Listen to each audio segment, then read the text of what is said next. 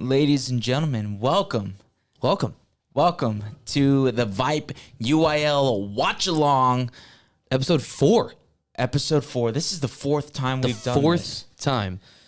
4AD2, Yep. 4AD1. This morning, you saw Matt and Josh, along with, we had Marshall head coach James Williams. Yep. We had Foster head coach Sean McDowell. Which was awesome. What a pleasure to have those guys here with us in the VYPE studio for the watch along. Got to see their input on the game as you saw Aledo win their record 10th title against Crosby. It was an exciting game. Still not a close game. Nope. Still haven't had a close game on the watch along, sadly, but maybe this is it. Thank you, Coach James Williams. Thank you, Coach Sean McDowell. We really appreciate you guys showing up. They might be back tomorrow.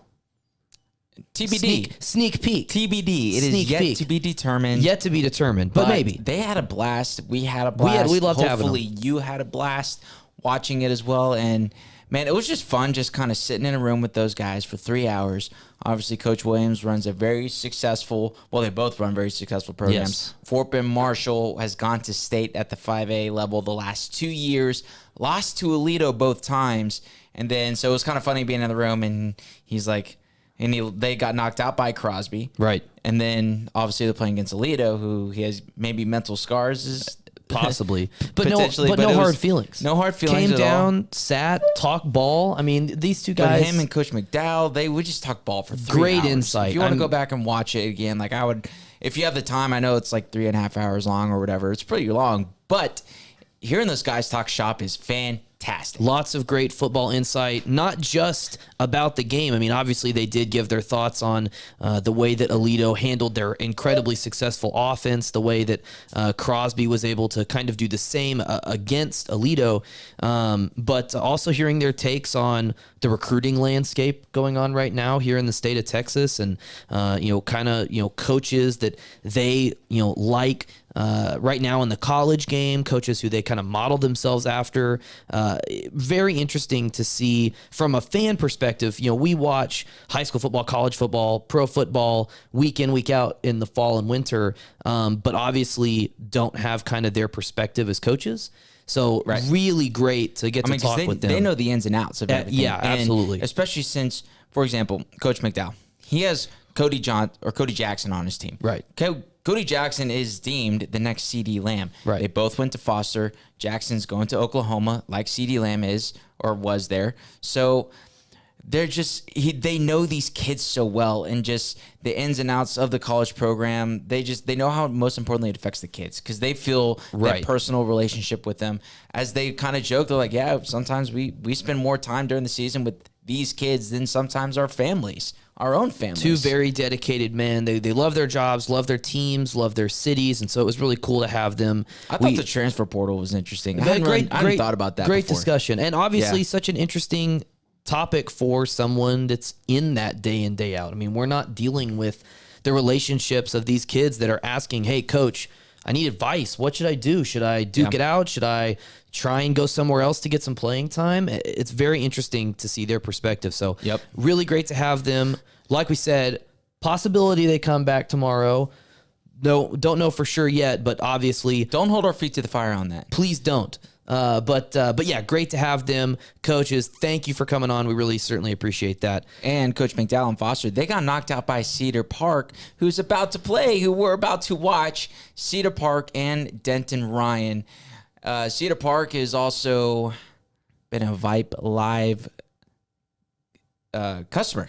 Client. That's what you're looking for. That's what I was looking for. A VYPE Live client. So you can actually go check out the radio broadcast as well as our VYPE live stream. We're watching this game on Fox Sports Southwest. So go check out the Cedar Park broadcast on radio. Do we know where? VYPE.com. VYPE.com. Go to VYPE.com. Check it out. And while you're there, Cedar Park, you can read up on this game.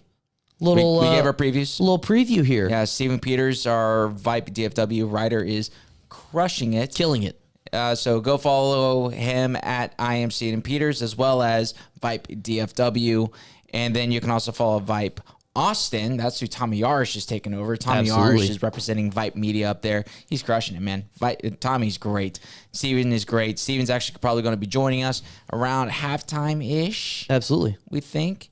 Hopefully. Yeah. One would hope. Halftime, maybe post-game. We need to text him, see what's up. But I'm excited for this one. I'm excited. So if you go back and rewatch the VYPE Locker Talk show, which was on Tuesday, which programming note, I guess it's going to be on Tuesday again this week because Monday is MLK Day. So VYPE Locker Talk will be live on Tuesday this week. Right. We broke down every single game. Josh Cook was wrong about Crosby. I just want to get that out there. But that's okay. I picked Toledo. Matt and I picked Toledo, so I am 1 for 0 so far. Credit to me. You've got to have we got 4 games this weekend, 4 great games for state championships this weekend. One of those games you got to pick an underdog. But congrats to Crosby, though. I mean, they had a phenomenal incredible season. Beating Liberty Hill, beating Fort Bend Marshall, who Coach Williams was on the stream earlier. We touched on. They had a fantastic season. Coach Prieto over there. It's one for the record books. First time they made it to state since 1960. So big shouts to Crosby. And then Alito winning 10. It's unfathomable. And since 98. Crazy. Since 1998, 10 titles. I mean, I don't know what's a better run, that or Carthage that we discussed. Well, we certainly had the discussion. I think at this point, I'm hard pressed to make a choice in that one. It's tough. It's very, very tough. Yeah. But as we mentioned, Coach McDowell, he got knocked out by Cedar Park, so he has seen them up close and personal. He said that they have a lot of firepower. But going back to the live stream, I didn't know who to pick. This is in my mind, toss-up. A toss-up. Yes. I haven't seen Denton Ryan, though. I think that's one thing. Besides a few highlights, especially from that Highland Park game, which was, I forgot who it was, number 1, Tredavion Dixon. Is that who it is on the Denton Ryan roster? That's a great question. We should look it up. We should have the roster pulled up. It is Jatavion Sanders. I was not even close to that. No. Jatavion Sanders had that just stupid catch, which was awesome. The game is kicking off. Cedar Park kicks off the Denton Ryan. Kicks off, opens with a fair catch as Ryan receives. So Cedar Park will get the ball after half. Real quick, let's do our picks. Stephen Peters picked this game. He picked Denton Ryan. Yep. Who you got?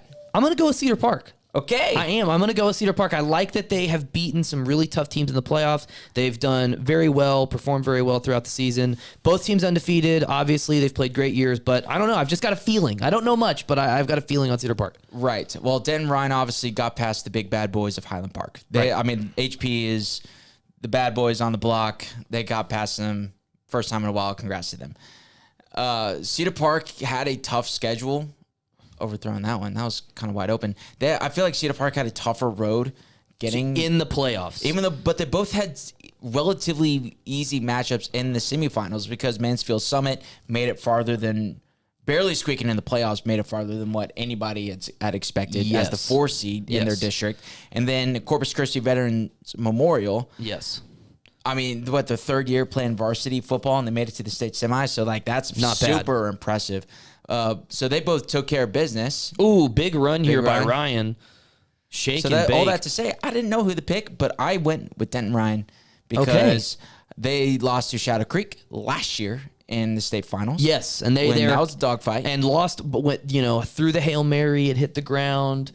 Yeah. It was a very close game. It's not like they got blown out. They felt like, one play or another could have given them that state championship last year. And they've been saying all year that it was state or bust, really. Yep. So that's why, and I think Stephen Peters said Denton Ryan's a pretty senior heavy team. Yes. If I'm not mistaken. So, yeah, that's why I went with Denton Ryan. Those boys are hungry. They have memories. They're ready to make some noise here. But Cedar Park, who's the quarterback for Cedar Park? Will you double check on that? Ryder Hernandez, that guy, as Josh Cook likes to say, he'd thrown for like 1 billion yards this season. I think over 6,000 yards or something like that. He is just... Pretty sure 58 TDs. 58? 58. Big shout out to Joshua W. J-Dub, producer extraordinaire. If you can see, the football is on Denton Ryan. That means they have the football for the viewership out there. Pass over the middle. Pass. And there's your man again. The big man again. Number I think one. He plays DN and wide receiver. He does. That is absolutely correct. Texas commit. Right, Josh Dub? Big Texas fan. Big man, Jatavion Sanders. He's going to be a player to watch. Jatavion, he's not playing receiver at the next level, is he? I think he's considered an athlete, but, I think you can put him at receiver or tight end. Yeah. Kind of like Brandon Eagles over there. They just kind of move him across and try to get the ball in his hands. Well, former VYPE cover boy, actually. Did you know that? Like the coaches were talking to us earlier today. They said at the end of the game, it's players, not plays, right? So, at whatever level of football, you're trying to get the ball in the hands of athletes. So, if he gets to the next level and they say, oh man, this kid's a real tough athlete. He's fast. He's got good hands, strong. You're gonna get him on the field any way you can, and in whatever situations you feel like you need. Denton Ryan is a strong opening drive here. They have really driven down here on Cedar Park. Yeah, absolutely. In a state championship game, especially when, and like you said, senior group, they're not going to walk in and get rattled. They're not going to be, the moment's not going to be too big for them. So you want to drive down the field. There he is again. Jatavion Sanders got a first down. It's going to be first and goal for Denton Ryan. Move those chains. First down. Well, I believe that Stephen Peters, in his article, in his preview, did mention that the key for Ryan was just getting Jatavion Sanders, heated up. They're getting involved early. Get him the ball and let him make plays. He's a big guy, strong guy. You just want to put the ball in his hands and make him, pull you to the goal line. Dude, it seems like the Denton Ryan helmets, they kind of remind me of Ohio State with all their stars. They do have a lot of stickers. They do have a lot of stickers. Very sticker heavy. Ooh, that's a good stop, but a good fight. Good fight by a yard and a half out of nothing. Yeah, gained a yard and a half when he should have probably lost 3. I do like Cedar Park's jerseys uniforms though. Black helmets with the white, but the green is consistent throughout. I do like the usage of the green. I'm not a fan of the matte black. Not a fan of. You're just not a fan of matte. You're a little biased. That's yes, okay. I agree with you. I'm not. I am. I do like the gloss. I preferable to the glossy helmet, but it's shiny. It kind of works for him. Denton Ryan's got a second and goal. See what they pull out Matthew here. De La Rosa. Yes, there is a stream of the game. It is on Fox Sports Go or Fox Sports Southwest. Yeah, Fox Sports Southwest. If you can find something similar to that, whether it be through your cable provider or through the app, that's probably your best bet, man. Yep. There you go. But if you're gonna watch it, you should turn that game on and you should stick around with us. Join the conversation. Hopefully we'll be funny. We'll be entertaining for you. Create some look. We work for VYPE Media in our different roles here, in different capacities. David is the digital editor. I am. coordinator, editor, whatever you want to call it. Yeah, whatever you want to call it. I just do a bunch of stuff. As you mentioned, Josh W. is working behind the scenes, producing. Ooh, 3rd and goal stop. Man. So a great first drive, great opening drive by Ryan, but get into a 1st and goal situation and run the ball 3 times and gain, 2 yards? So they're going to settle for a field goal here. So good opening drive by Ryan. Good to try and come away with points, but that great kicker's stop. got some flow. He does. Got some nice hair lettuce. Lettuce. Hair lettuce. That's the thing. Look at it. Just hair lettuce. Is that what that's called? Yeah. Okay, now I know. I was not privy. Yes. Also, he's got a wide receiver number. 83. He does. Just sneaks it in.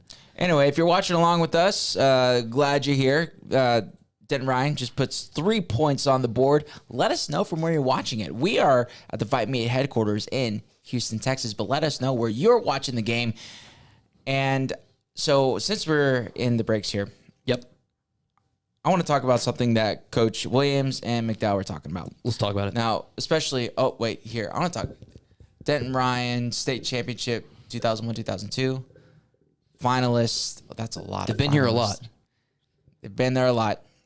So, Coach Williams of Fort Bend Marshall, state championship back-to-back years. Probably could have, but they just...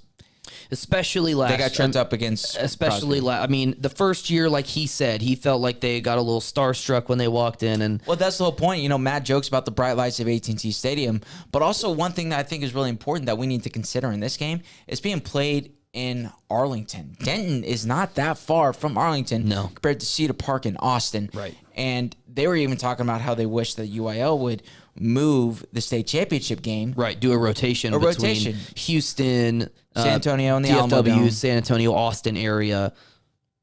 Big return here by Cedar Park. It's a great return. Good return here. So I thought that was really interesting that I hadn't considered, and even though there are limited attendances this year because of COVID, yes, Denton Ryan still has the advantage. And like, even something as simple as sleeping in your own bed. Yeah, and that's what the coaches brought up earlier is, and that Hail Mary comes so close. I forgot how close you forget how close it is. They're showing the footage of last year's state championship between Denton Ryan and Shadow Creek, and we can talk about Shadow Creek all day too. What a run they had, in their second year of the program, winning a state championship. In their first 2 years in the program, they were 31-1. Played for 2 state championships. Incredible. Won one. 31-1 in their first 2 years. Obviously, they had a very good year this year, first year in 6A. Played some really tough teams, won some games, lost some games. But yeah, like you were bringing up, I think that it is something that needs to be talked about. I think, and I said this earlier, from a fan perspective, I think AT&T Stadium's unmatched. I was at the state championships in 2015 when they were at NRG, and that was after I'd been to several at AT&T, and it didn't have that same feel. When you're at AT&T Stadium for the high school football state championships here in Texas, there's this buzz, this electricity that you almost can't find it even in a college or a pro game. It's good just play. Really, really great buzz. Denton Ryan with a big stop there, first down stop. What is it? Second down? I can't see because the camera's right in my way. It's second down and 13? They haven't said it yet. Oh, okay. Well, they haven't said it yet. That was a couple-yard loss. That was a good play by number 2 there. Just to talk about the game real quick, Cedar Park driving very quick all the way down inside the Denton 35. We're going to go for a little running back pass here, and Denton Ryan blows it up. Wow. That collapsed pretty quick. Yes. For them. Very quickly.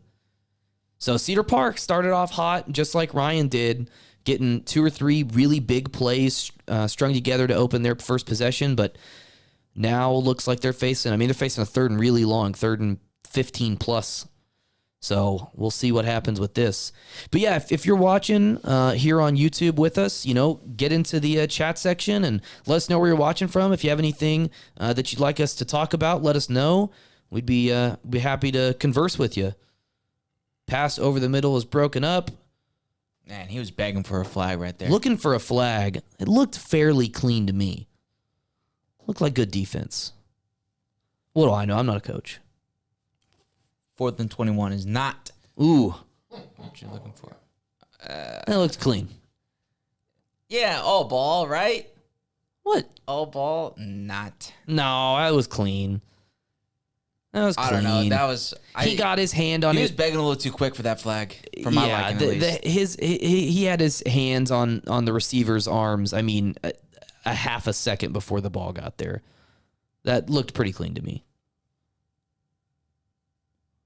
All right, and there's a Cedar Park punt. I mean, both offenses look good. Both defenses look good thus far. There hasn't been anything to me that has said, oh no, one team is clearly better. Who do I think is going to win? I got Denton Ryan. I've got Cedar Park. We are a split commentary duo here tonight. Yeah, and we didn't talk about this beforehand or anything like this. Actually, our honest opinion. But like we said at the top, this was a toss-up to me. It really is. Both teams have looked great. Yep. They have taken care of business. You know, kind of going back to it, I forgot what. Ryan had a tough test. Cedar Park beat a really good Foster team handedly. They beat a really good Manville team as well. So, handedly. Yeah. Yeah. And then Denton Ryan, they beat HP by 14 or 17. So, right. You know, these are both two good teams, two very well coached teams. Both undefeated teams, and I think that it needs to be said. That's what you want at the state championship, right? That is what you want. Now, I do love the beauty of high school football in that a 1, 2, potentially a 3-loss team, right, could play for a state championship. It's unlikely. Yeah. But I do love that it's not just about, you can recover from an early season or a tough district. You know, if you're in a tough district, you can recover from district losses. And, I think typically that it presents an opportunity for good teams that can get themselves together and go on a little bit of a run at the end of the season to be rewarded for that. Yep.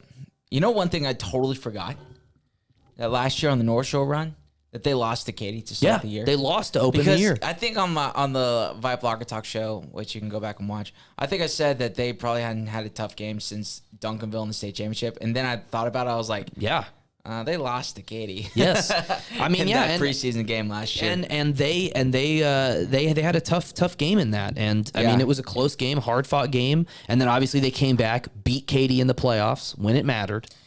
They beat him pretty handily too, and so I might add, it just goes to show that you can play really tough. And they're showing pictures of North Shore last year. You and can all their play, sponsors who are redacted.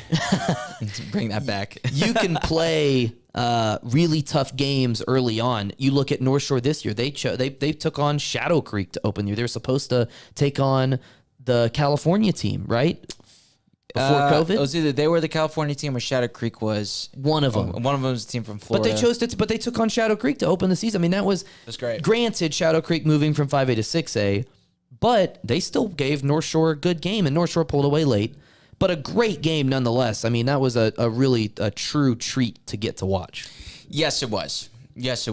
So, I don't know if there's really much else added. Oh, one thing that's fun about Cedar Park, who's the coach? What's his name? Absack, correct. Absack, him and his son take a selfie before every single game. His son's a receiver. Oh my goodness! Wow, shifty, just making guys miss. Absolutely. So I don't know if they share that picture yet on social media from the AT&T Stadium. I bet you it looked pretty cool. They did. Can confirm that they did. Ryan quarterback Seth Hennigan just going off there. Shook 3 defenders on his way to a pretty good chunk of a gain, got a first down. It seems like this is going to be a game won and lost in the red zone from what I'm seeing thus far. Big run here by Ryan. Yeah, Cedar Park in that first possession, they had the bend, don't break mentality. Yes, and they didn't. And they did not. To be fair, if that's your mentality, it just has to work. If you're going to play a bend, don't break defense, it's just got to work. And sometimes it does, sometimes it doesn't. Obviously, on that first possession, it did. They gave up some big yards and some chunk plays to Ryan, but once they got a first and goal situation, stopped them on 3 consecutive plays, forced a field goal. But it looks like a similar situation here as Ryan is just rattling off run after run. Another big run by the running back, number 13, Kiori Hicks. really strong runs here from Denton Ryan, from running back and quarterback, here to open up this drive.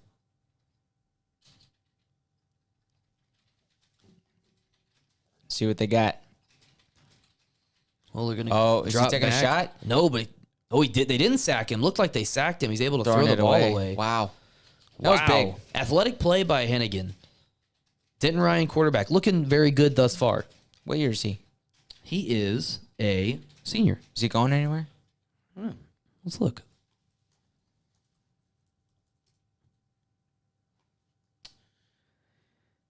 He is signed to Memphis. That's not a bad. It's a good program. Yeah. So maybe in a couple years you'll see him slinging it around there in Memphis. You ever been to Memphis? I have been to Memphis. I have. I went for, I think, the first time last year. It was a good time. It's a fun little town. It's not very big. Eddie, I agree. A lot of the DFW teams are doing well. DFW tends to do pretty well. Just in general, it's a weird thing. They do well in pretty much every. They compete in pretty much every sport at the highest levels. Yeah, I mean, not just for MacArthur's 3A, 4A. 4A or whatever, but no, at the 6A level they compete. Yeah, I mean, if you're going down to 3 and 4A, that's where more of the smaller schools, I think, can compete. Right. Like your Carthages, your Gilmers, who are more East Texas, West Texas. Right.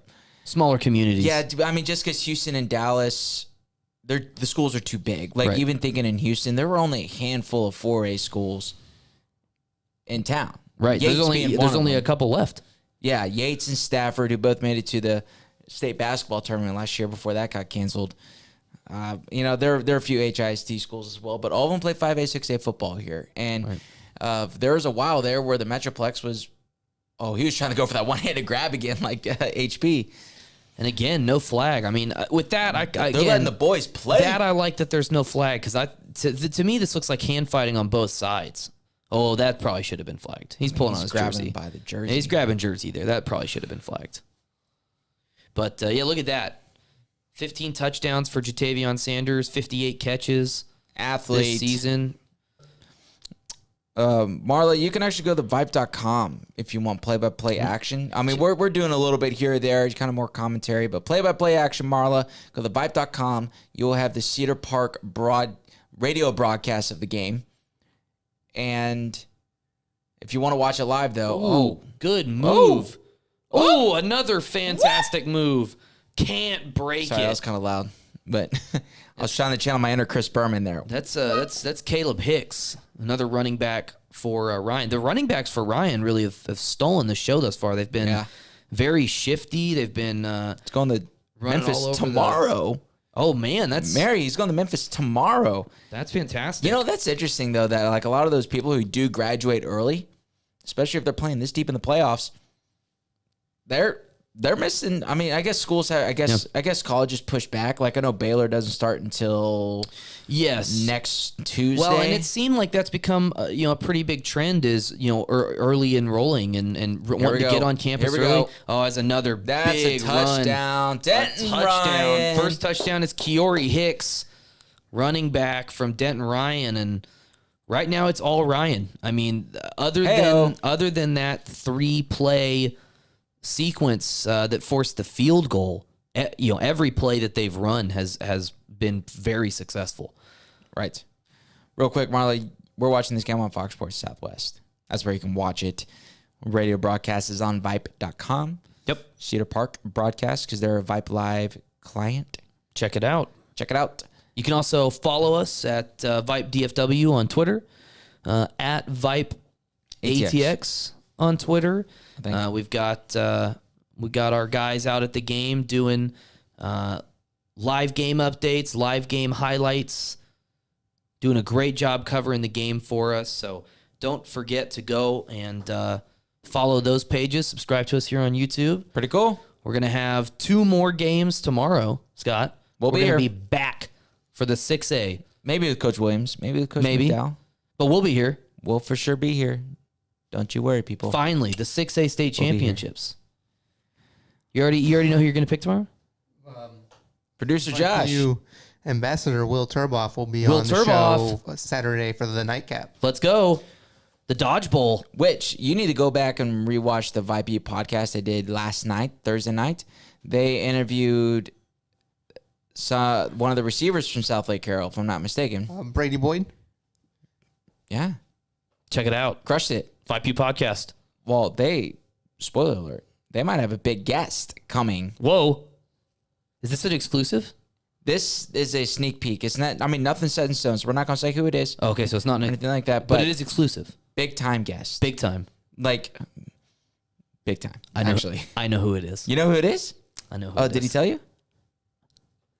So Is it- stay tuned. is Stay it- tuned. That's why you need to subscribe to the VYPE YouTube page as well. So go and click that subscribe button. Is it Thanks, Kevin Hart? everybody. I wish it was Kevin Hart. It's Oh. Kevin James. Wrong Kevin. No, I'm just playing. Let's see. It's hard to believe that Ryan hasn't won a state title since the James Battle era. Yeah, Eddie, you know, that's one thing that they were kind of showing on the graphic at the beginning of the game was how often they are in the playoffs and how deep they have made it in the playoffs as well. Either in the state championship or the semi or the quarterfinals. I don't know if this is a fair analogy, but it's kind of like the Braves in the 90s. Man, they went to World Series. Always they went to there, NLCSs. but never quite. But only won one World Series out of that incredible Bobby Cox era run. Right. So David Hennigan's 7th year, 89-10. That's a good record. It's okay. That's not bad. I bet you in all 7 those years, 10 playoffs- losses. I bet you all those playoffs are like, or all those losses are in the playoffs. Probably very few regular season losses. Well, you know, when you start to look at the most dominant and the best, you know, high school football programs in the state, that's the common denominator is few losses, and you look and all of those losses come in the playoffs at one time or another. And most of the dominant programs don't have losses in the first or second round. It's late in, you know, regional finals or semifinal, you know, something like that. Sure. That is a very common denominator throughout the state in all the dominant programs. You know, the last 2 years, we've had Shadow Creek represent the Houston area in this 5A D1 game. Yep. So I'm excited to see Cedar Park is because, you know, whoever comes out of that Region 3 and 5A, as Coach McDowell said earlier, like they're probably going to be representing in the state championship game. Last few years has been Shadow Creek, and the past has been Manville. Oh, look So at that it's sidearm. kind of good seeing Cedar Park getting their shot here. You know, HP is interesting. It seems like they're always in that 5A level, but they kind of bounce back and forth between D1 and D2. Right. Just all depends on enrollment as well. So, Looks like they got away with a little face mask there, little face mask. but a quick little Hey, sidearm. if that was an NFL hit, that would have been rough in the passer. Probably another little sidearm pass, little wide receiver bubble screen. I think we're seeing why Ryder Hernandez threw for about 10 billion yards this season. Right, Josh W.? It's a Correct. quick little screen out to Tristan Hervey. Man, he's getting the ball out quick. And Yes. I don't know if this is necessarily Cedar Park's true offense or this is just the game plan of like, hey, we need to spread these guys out, so, you know, get the ball in the playmaker's hands as quickly as possible. Well, and also, well, and I think you're seeing it here, right? When they try and run the ball, they don't have a ton of success. The Ryan defensive line is just bigger. They're getting the push, and that's why you've seen he has to get the ball out quick because he doesn't have time to sit in the pocket and wait for plays to develop. The Ryan pass rush has been really, really good. They've been great on the defensive line at stopping the run, at getting after the quarterback. So even here again, you know, you look at the push and he's flushed out of the pocket almost immediately. Oh, And that is that horse collar? Looked like it could have been a horse collar. Ooh. It wasn't called. Oh. I thought I saw a flag What's up? come in. I thought I saw a flag come in at the end, but no dice. Well, that's going to wrap it up for the first quarter. Is that it? I do believe so, yes. Oh man, wow, that was a fast first quarter. It felt like. Yep. My goodness. Even with, I mean, I understand these quarters are short because they're 12 minutes, but whew, it is the end of the first quarter, and Denton Ryan leads Cedar Park 10-3. 10-0, bro. 10-0. Oh, I thought they had 3. No, look at the score bug down at the Ooh, bottom. 10-0. Oh, are we getting a camera adjustment? Hello. Wow. Well, now that I've learned how to Just read, to make us look better. the score's 10-0. Well, you know, it's tough to read in Aggie land, if I'm not mistaken. It is. They don't teach us how to read much They up teach there. you how to read. No, not very Nope. much. Not often. No, just engineering, not reading, right? Yeah, no. But not me. Shout out to all the Aggies out there. We love giving you a hard time. Well. But yeah, so that wraps up. You know, I got to say, if you're Cedar Park, that is not the start you're looking for. They have been putting up points. What was the score last week against Corpus Christi? They put up like 62. Something like that. Yeah, so A lot. being shut out in the first quarter, especially against a team like Ryan, not ideal. Now, there's no need to panic. No, absolutely Right? You're only down 10-0. It's the end of the first Knowing quarter. that you're probably going to put points on the board, you're okay. You would, especially, like, I bet you this could not have come at a better time because it's third down. They get to regroup, come up with a game plan. Right. Don't have to spend a timeout to do that. You're getting it for free. Yes, 100%. So, Cedar Park, though, I don't know if they need to stop or I don't know. They need to just, I think, create some momentum. They got to, Right. Are they flat or what's? I don't know. I don't mean, know if they're flat necessarily, It has to me right now. The Looks like difference. Ryan's just a better team so far. To me, right now, the difference has been on offense for Cedar Park. The difference has been the Ryan defensive line. I mean, they have gotten the push. They have been aggressive at the point of attack. And so when Cedar Park wants to run the ball, they don't have holes. They don't have gaps to run through. When they want to pass the ball, they don't have the time needed to let plays develop. So they're either going to do what they've been doing, getting the ball quick to the edges, try and use screens, try and use slants or just very quick routes, or they're going to have to find a way to block the Ryan pass rushers so that they can let Look at that, routes -8 develop. yards for Cedar Park in the first quarter. Yep, and only 57 passing yards. They got tripled in total offense. Yep. That is well, that's the difference not right good. there. Yep. -8 rushing yards for Cedar Park, 91 for Ryan. That's the difference, and that goes back to the difference between the offensive and defensive lines. Right now, the Ryan defensive and offensive lines are winning, and the Cedar Park offensive and defensive lines are losing. I mean, that's just the story of the game right now. What do you think about the Timberwolf mascot? I like it. Really? Yeah. I'm kind of, I don't know. You like the It's helmet? okay. You like the helmet, but you don't like the mascot? I like the helmet. I like the color scheme. But Come just on. like in general, the Timberwolf mascot, I don't know. I like it. I dig it.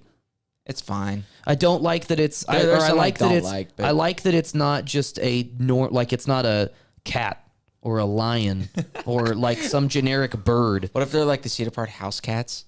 I mean, Oh, okay, that'd I'm be fine with terrible. that. Yeah, no, I'm fine with that. The house cats, I'm House fine with cats. that. That's different. All right, third down, 3rd and 10. See what they got up here coming out. Ooh. Oh no, just Sling it. throws it up, nearly intercepted. Yikes! Nearly intercepted. That's number 3, Austin Jordan. Man, I bet you Hernandez is thinking that Ryder's a cool name too. I bet you he's thinking, Coach, let's do it. Let's go for it. But probably not a but smart imagine play. coach is thinking, maybe not. Farther than I punt it. Oh, Well, he's looks like staying they're the staying field. on for a 4th down and 10. Yep, they're going to go That's for that it no on man's 4th down land and 10. It is. They're on plus side of the field, and they've really just got to get something here. Flushed out of the pocket, throwing over the middle, and that's, again, almost caught. Hit Did the that hit him in the receiver in the face mask? hands. Had a chance to be caught, but Looked like hit him off the helmet with how how hard far that it ricocheted bounced. off. Exactly. Let's see. Check the replay. And look, still only rushing 3. Oh, it was tipped. Oh, okay. It was tipped right before and then did end up hitting him in the hands and the helmet. Man, that's a small window. Who's trying But to get that again, through. on that play, on 4th down and 10. 4th down and 10, and Cedar Park can't stop Ryan when they're only rushing 3. So that allows Ryan to, drop that many more guys back into coverage. And you obviously see there was nowhere to throw the ball on that play. No, there was not. All the lanes were closed up and not really anywhere to go with the ball. Play action, Ryan going to take a shot. Lots of hand fighting and still no penalty. And who's that number 8 for Sanders looking for it again. Who's that number 8 for Cedar Park? Number 8. He played hard there. He's been playing well. I mean, anybody that's that matched is a up against mismatch. Jatavion Sanders isn't a mismatch, but that is Well, and Kason Weisenhutter. I think the refs might be holding the flag because he is looking at the ball, so he's trying to play the ball. Well, and there is some hand fighting. And Jatavion Sanders had a hold of the corner's jersey, so and I like that. If the hand fighting is on both sides, if it's to an equal degree, I'm fine with that. Keep the flag in your pocket. If they're if they want a hand fight, that's perfectly fine. Let them, but don't expect to get the call. Correct. I think if you're just like anybody, just ask for consistency, and they've been pretty consistent so far. They're letting them play, and they've been consistent. Big third down for the Cedar Park defense. Yeah, absolutely. Like we said, right? They didn't get points. They went for it on fourth down, couldn't get it, but now they have a chance to get off the field. In a 3-and-out situation too. Exactly. I bet you that defense is would love to get the winded. defense. I bet you they're winded. Well, and I think that's gonna be important moving forward, right? Because Denton Ryan has already shown that they want to run the ball. I wouldn't be surprised if they run the ball here, even though it's third and longer. Wouldn't be surprised if they run the ball because they feel like they have the numbers. They don't, and I don't know anything about football. Pick up. Ooh, had him open towards the sideline, and he drops it. So get off the field. That's big what you three want and for out. Cedar Park, knowing that. I'll tell you what, if you're Cedar Park or just anybody who runs a spread offense and you're not really moving the ball, that is so difficult. So to have your defense step up, get that stop, not bending or breaking, just get the stop, stone wall. Now they can get the ball back and be like, hey, let's just. So if I were Cedar Park, I might, man, this guy punts too. This guy does everything. That's fantastic. Goodness. That's number one, Jatavion Sanders, the big wide receiver we've been talking about. Punting the ball was it's an okay punt. Yeah, it was an okay punt. But like you said, right, when your offense is based on spreading the ball out, going fast, going tempo, passing the ball, if you don't have a defense that can get off the field, you're in trouble. Yep. Because your offense, if they go 3-and-out, well, instead of taking a minute or two off the clock and giving all that time to the defense to rest, you're talking about 30 seconds off the clock. Right. And the defense has had no time to rest, and they got to go back out there. So, again, right now, the game is not – it's anybody's game. This might still be the closest game we've had. Yes. So far. At least that's what it feels like. Because, look, in the first game earlier today, Crosby played Alito. Crosby and Alito were tied at the end of the first. About this point here, a couple minutes into the second quarter. At the end of the, but you had a feeling Alito was scoring so easily, right? And you're just like, man, Alito's gonna be Alito, right? Like, just heads up. Well, and at the end of the first quarter, it was 14-14. At the end of the first half, it was 35-14. Yeah. So I mean, it just shows you that these things can flip in a heartbeat. But this one still feels close. It still feels close. But I will say, one of the two things has to happen, right? Either Cedar Park's got to score almost, I guess, on this possession or the next one, or it feels like there's an opportunity for Ryan to hit, consistent chunk plays. It feels like Cedar Park can hit a big play, but it feels like Denton Ryan can hit consistent chunk plays. They can run the ball for 8-10 yards a carry and really whittle down the clock and control the game. And if they start doing that and they're up by 2-3 scores, I mean, you can take the game out of the opponent's hands pretty quick. I do like Denton Ryan's color scheme. Just going back to it, I can't get over it. Are you saying you like the red, white, and blue? America, baby. I do like the red, white, and blue. What about Texas? Texas forever. Texas forever.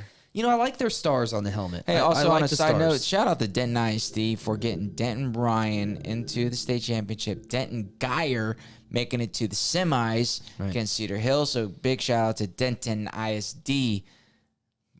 Seems like they got some good things going up there in the Denton.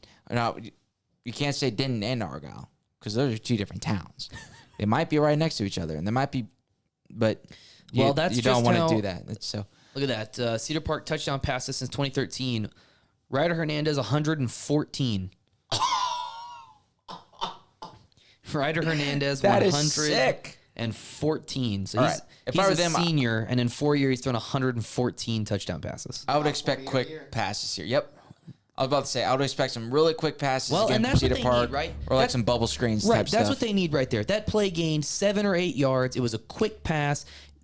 plays like that, it doesn't matter how you're matched on the offensive line. The defense can't get to the quarterback that fast, especially when you're lining up in the pistol or the shotgun. You get the ball out quick, you gain your quick yards, and here they converge on the quarterback, but he's able to escape. He gains another 6 yards or so and a first down. But see, that situation too, that's where you can't rely on that, because more often than not, they're probably going to sack you in that situation. Well, I think Coach Williams was talking about it earlier.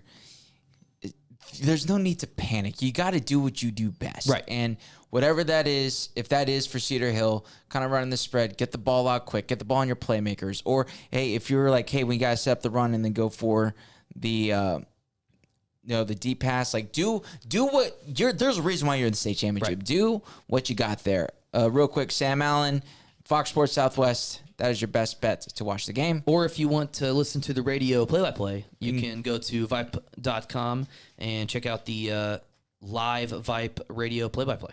Correct. That's correct. Yep. Also, I just want to let you know that you were the first to call Cedar Park Cedar Hill this evening. You just said Cedar Hill. No, I said Denton Geyer played. Yeah, Denton Geyer plays Cedar Hill. No, when you were talking about Cedar Park, you said Cedar Hill. Dadgummit.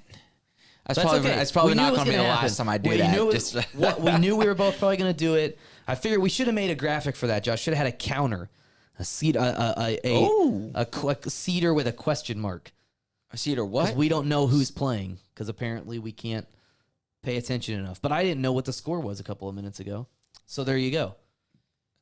Oh, ball in the air. Oh, ball up in the air. That has happened, 3-4 times now where Ryan's had the opportunity. Does Ryder have college offers? Let's check that out. I don't know. It seems like he's got some pretty good action. I don't know about his build.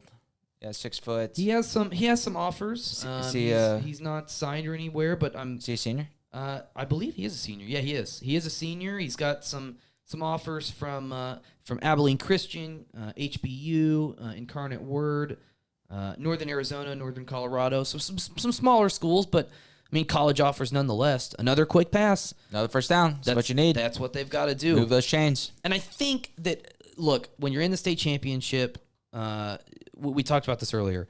Sometimes when you haven't played at, under these lights for a state championship, it can get to you a little bit. And maybe that's what happened. In the first quarter, it just kind of got to the Cedar Park team just a little bit. But they're coming back now. This is a little screen, but it didn't work. Hold your blocks. Oh, he did get a block. Okay. That's a great play. Ooh, that's a little bit there late. And there's the flag. There it is. Cedar Park's been asking for some flags early on, and it's finally got one. On both sides. I mean, Cedar Park's been doing some things. Denton Ryan's been doing some things. We've been teetering on this moment for possibly some sort of unsportsmanlike conduct or something, and I think that's what Ryan's going to get hit with here is they throw the receiver down out of bounds kind of after the play. That's Jack Hastera, the wide receiver and a face mask. I bet you that's what he got him for, the face mask. Well, but that's a pretty aggressive throw, yeah, too. after he's out of bounds. So what's up? See the comment. Oh, yeah, no, Noakes, sorry. Yeah, I agree. If you look at Russell Wilson, Drew Brees, I feel like even with the additions of Kyler Murray in the NFL now, or even De'Aaron King over in Miami, like the stereotypical quarterback who's wide open and touchdown Cedar Park. Yahtzee. That's your man again, Jack Hastera. He just caught the pass on the previous play, drew the penalty, and then catches the touchdown pass. And all of a sudden, the game's close again because you feel like this is what Cedar Park wants to do. They want to throw quick passes, and then here, their quarterback steps back. He creates time and space. Man wide open in the end zone for the touchdown. So I think they've found their rhythm. Here. We absolutely do. A ball game. Finally. Let's go. Super excited. Thank you, Sam, for the kind words there, man. Thank you. Denton Ryan's got a man down, so they're going to hold off on kicking the PAT here for a moment.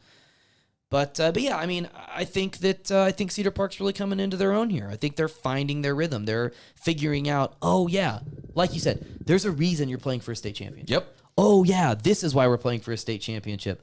Let's go out there and handle our business and play football the way we play football. And I would expect Denton Ryan to get back to the sidelines, and I would expect the coaches to pump up the defense and say get them next time, and encourage the offense to get out there and score some points. Also, if you know you're Denton Ryan. you're going to give up points, especially with a high-powered offense. As you mentioned, Ryder Hernandez thrown for 114 touchdowns. Right.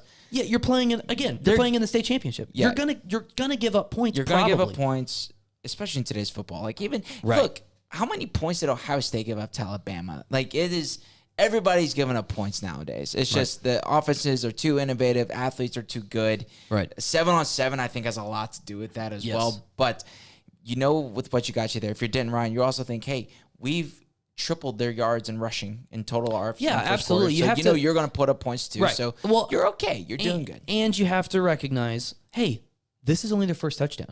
They have had We're the ball winning. 4 times. We've stopped them all the other times. Is they still scored a touchdown 10-6? here. Have they not kicked the PAT They have not yet? kicked the PAT yet.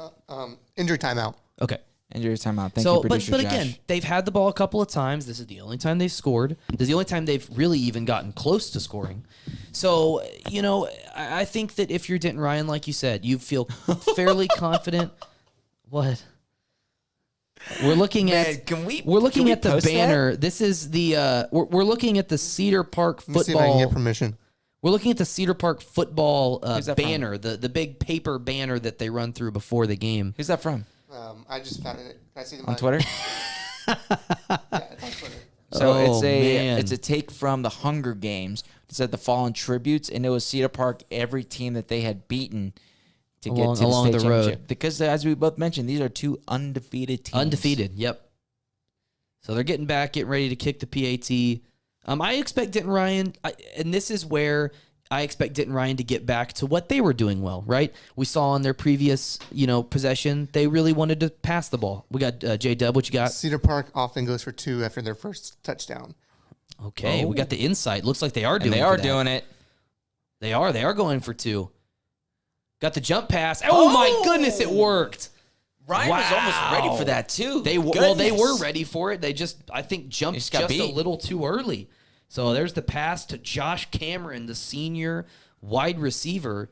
He makes the catch, and he's been targeted early in this game, and they finally find him here for the 2-point conversion. Ryan is ready for that. There's 3 guys around him. Yeah. The one who's in the position to make the play just jumps just a touch early, and Cedar Park's able to come down with it. So a great job by Cedar Park to close the gap, and all of a sudden it's 10-8, right? They're just a safety away from Exactly. tying it up. Oh, let's see what Josh cooked in. The leak you tweeted out for the watch along doesn't go anywhere. Okay. J-Dub, we'll fix that. Thank you. Thank So- you, Joshua Cook, managing editor of VYPE Magazine. Like I was saying, Denton Ryan, just get back to what you were doing. Run the ball. They were not able to stop you running the ball. It's only been when Ryan has tried to pass the ball, really, that they've found any kind of pushback from Cedar Park. Use that big offensive line, run the ball. Now would be a great time for Twitter to do an edit button. Whoa, that looked like an onside kick attempt. No, it would be. That does kind of stink that you can't edit. I mean, I get it, but whatever. I mean, for Instagram, you can. Look, as a user of Twitter, I don't really care about there being an edit button. As the digital editor coordinator of VYPE Media, please, Twitter, please give me an edit button. Just for media outlets. I don't even care. I'll live with that. Please give me an edit button. I make mistakes. We make mistakes. Everyone makes mistakes. We are human. We are. We are not perfect. Contrary to belief, I know to the viewership out there, we're not perfect. Oh, and 2 Cedar Park players take each other out. That looked painful. Big Ouch. run there by Denton Ryan. Gained about 8 yards. Speed to the outside. I'm going to go back to Ryder Hernandez real quick before we talk about Ryan. If Ryder Hernandez plays a good game, wins the state championship for Cedar Park, he will get offers. Yes, absolutely. He Well, will and we get saw offers. that. We saw that in the earlier games, the 3A, 4A games. We saw that when big players show up, they get offers. We just had an interesting question here as Ryan runs the ball, gaining a couple of Let's yards. talk about that in the next timeout or next Okay, break in the next action. timeout. 'Cause Sounds good. Eddie, Eddie, we're getting to your question. Love to discuss that, especially after watching both those games Yes, absolutely. in the finals. I mean, that's. I'm about to say, can we just get that, please? Can we get the 6A D1 versus 6A D2, 5A D1 versus 5A D2, all the way down the line? Yeah. To figure out who. Well, look, I mean, the fact that I had to explain to my wife like why 6A is broken up into 2 divisions Right. and whatnot. She was like, wait, what? I was like, I know. It's just Let's answer the it's question. weird. Let's answer Who's the question the true for champion. We got finger pointing, Hashtag- flag down. Looks like it's gonna be a false start on Denton Ryan. Hashtag one true champ, right? Shout out Well, to the Big and- 12 fans out there. Well, and also, right, let's find, because, and we're going to talk about this tomorrow during the Katy game, I'm sure. Katy, a lot of people perceived that they had a really easy road to the state championship this year because they weren't playing in Division 1 6A. They were playing in Division 2. They were playing these smaller schools. Maybe they had a little bit of an easier road. But why not have a game where we answer the question, big school, small school? Let's at least have the game. Let's have it be a fight, and maybe we do it and they're horrible. Maybe it's a terrible, blowout. It could be an awful idea. It could be an awful But- blowout. But hey, maybe it's not. Maybe they're great games. Denton Ryan throwing it up for a prayer. Got his man wide open, Stayed in and he is bounds. going to score a touchdown. What an athletic play by What a the comeback. way. That is the wide receiver, number 81. That's Keegan Cunningham for Denton Ryan. A fantastic play. Got open on the sideline and then had some really great athletic balance. I mean, what a throw by that QB. Yeah, with a guy in his face. Guy in his Great face, balance. going to his left. Dang. Did he Oh, stay I in? think he stepped out. I don't know. That's close. It looked like he possibly looked like he could have stepped out, but I don't know. We got a Lucas, do really you think he good, stayed in bounds? really good look here. In. Oh, that looks in. No, I don't. It looks like his toes on the line. I don't know. Very close. Oh, Very athletic. this is where I say nonetheless. I'm glad. I mean, we do have instant replay in the state championship. Correct. And I don't know. I don't know if they would use it in this case or if they'll just go ahead and let it stand. Yeah, Nicholas, that's what we had to do. We had to sign in with a provider for Fox Sports Go to watch this game. So I they don't know are- if that helps answer your question They or not. are reviewing it, it looks like. And Well, since we are streaming the game, Lucas, did you just spoil it for us? I mean, we're streaming it. We're streaming ourselves streaming it. So I don't know what the delay, how long the delay is for all this. somebody could just ruin it for us. Lucas might have just spoiler alert giving it to us. We're still waiting to see officially if it will be a touchdown or not. The Ryan players look very excited. I mean, they look like they are convinced it's a touchdown. Oh, they're trying to get the band going too and everything.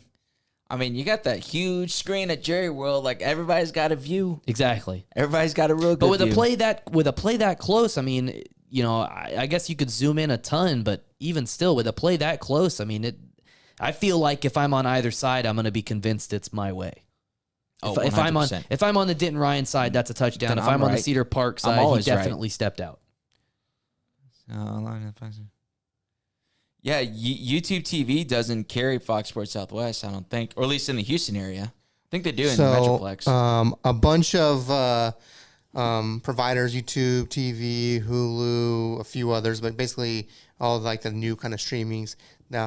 When there was time to renegotiate the deal with Fox Sports Southwest, basically, from my understanding, is every kind of offer that Fox Sports South, it's not Fox Sports Southwest, it's some name I can't remember that owns Fox Sports Southwest. So it looks like they basically gave they couldn't come to an they agreement. couldn't come to an agreement, Right. and a lot of people are blaming Fox, the company that owns Fox Sports Southwest, for that. Is my understanding. So whether they confirmed the touchdown or not, it is going to stand. It is 16-8, and Denton Ryan's getting lined up Boom. to kick a PAT. Lucas, I picked Denton Ryan to win the game. Cedar Park, and David picked Cedar Park. I did. There's So the we are PAT. house So it is divided right now. It is 17-8. I feel like that's a weird football score, 17-8. You don't see that all the time, It's weird, right? Yeah, Kind of hurts your brain a little 17 bit. is okay. It's the Right, 17 is not bad. It's the 8 that's throwing me that off. makes you feel weird. Honestly, I'm surprised in the NFL we don't see that a bit more often. I know those kickers are so good, but now it's like a 35-yard PAT event kick. Yeah, versus- I think that is just the NFL. I don't know if we're seeing it more. Well, I think going for 2 is very much it's a new football ideal. I think it's very new football. Yeah, it's still fresh. Yes. the change. Yes. Which I was you- against the change actually. Well, I don't know if against it. I was like, if it ain't broke, don't fix it. Right. But I kind of like the fact that you have the coaches, right? We saw this with Oregon when they played Florida State in the national championship semifinal in 2014, right? We saw Oregon. They would line up, and if they got a matchup or a look or something they liked, they would snap it. They would go for two. If they didn't see the matchup or whatever that they wanted, they would shift back over. They would kick the PAT. But more often than not, like Josh said, that Cedar Park likes to do on the first possession, they're going to go for two. Yeah. Oh, right there. Very close to going out of bounds, but Cedar Park fields it, tries to reverse field, gets a hand. Oh, he's got space. Runs a man over. That's a great return. That was a great return from nothing. Great return by Jack Hestera. Caught the touchdown. He's been catching passes. He's been, I think, other than the quarterback. He's kind of the Wes Welker of Cedar Park. He's been the MVP. He's been the Cedar Park MVP at this point in the game. So if you're just tuning into the live stream, we appreciate y'all. 85 people watching right now. 85 people. Which is pretty sick. That's fantastic. Thank you for tuning in. Thank you so much for tuning in. Watch along. Really appreciate it. We're just giving our commentary thoughts, hopefully be entertaining for you, provide jokes, commentary along the way between Cedar Park and Denton Ryan. 5A D1 championship football. Man, I'm having a blast. Hopefully you are too. Hopefully you are enjoying this as well as Cedar Park completes the first down. Another big pickup. Another 13 yards. Look, if you're Cedar Park, you're not out of the ball game. You just need first downs. No, you just need to get first downs the way you play football, the way you play football. Get the quick passes, get the ball outside. Eventually you're going to get down there and score some touchdowns. If you're watching Can we go back to those cleats, please, Fox Sports? Sadly. Oh, they did. Wow. Now they're reading your mind. Those are some. We got some. I don't know whose these are, but they are some. Very sparkly gold cleats. I actually really dig those. Those are sweet. Who's that? Riders. Those are riders. Those are sweet. Phenomenal. Those are sweet. If you're going to play in a state championship, you might as well have some kicks like that. Those are sweet. And what'd you think of Drew? Oh, tip ball. It's in. Oh, not intercepted. No, okay. Almost intercepted. What'd you think of Drew Brees' cleats of Nolan Ryan? I didn't see those. Oh, yeah. He was wearing Nolan Ryan cleats on the playoff game sweet. on Sunday. I'll have to check that out. That's pretty sweet. You got to pull up a picture. They look. He got fined for him, I think, if I'm not mistaken. Of course he did. It's the NFL.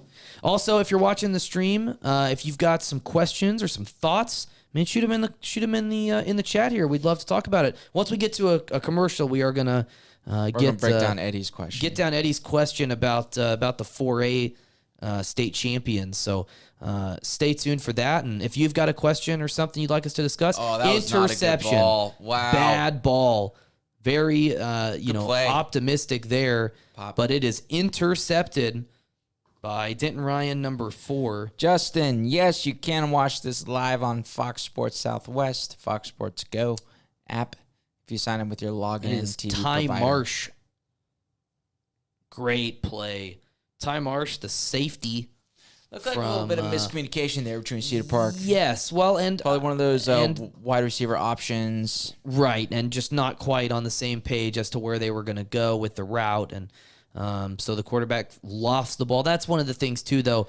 Lots of loft, lots of air under that ball. It hangs in the air, and so the defensive back has time to see it and locate it and go get it. So this is a backwards pass. It's a wide receiver pass. He's got a man, and he just overthrows him. So Ryan pulling out some crazy trick plays here. Pulling out some... Let's see if he's committed anywhere. To see if he's committed anywhere.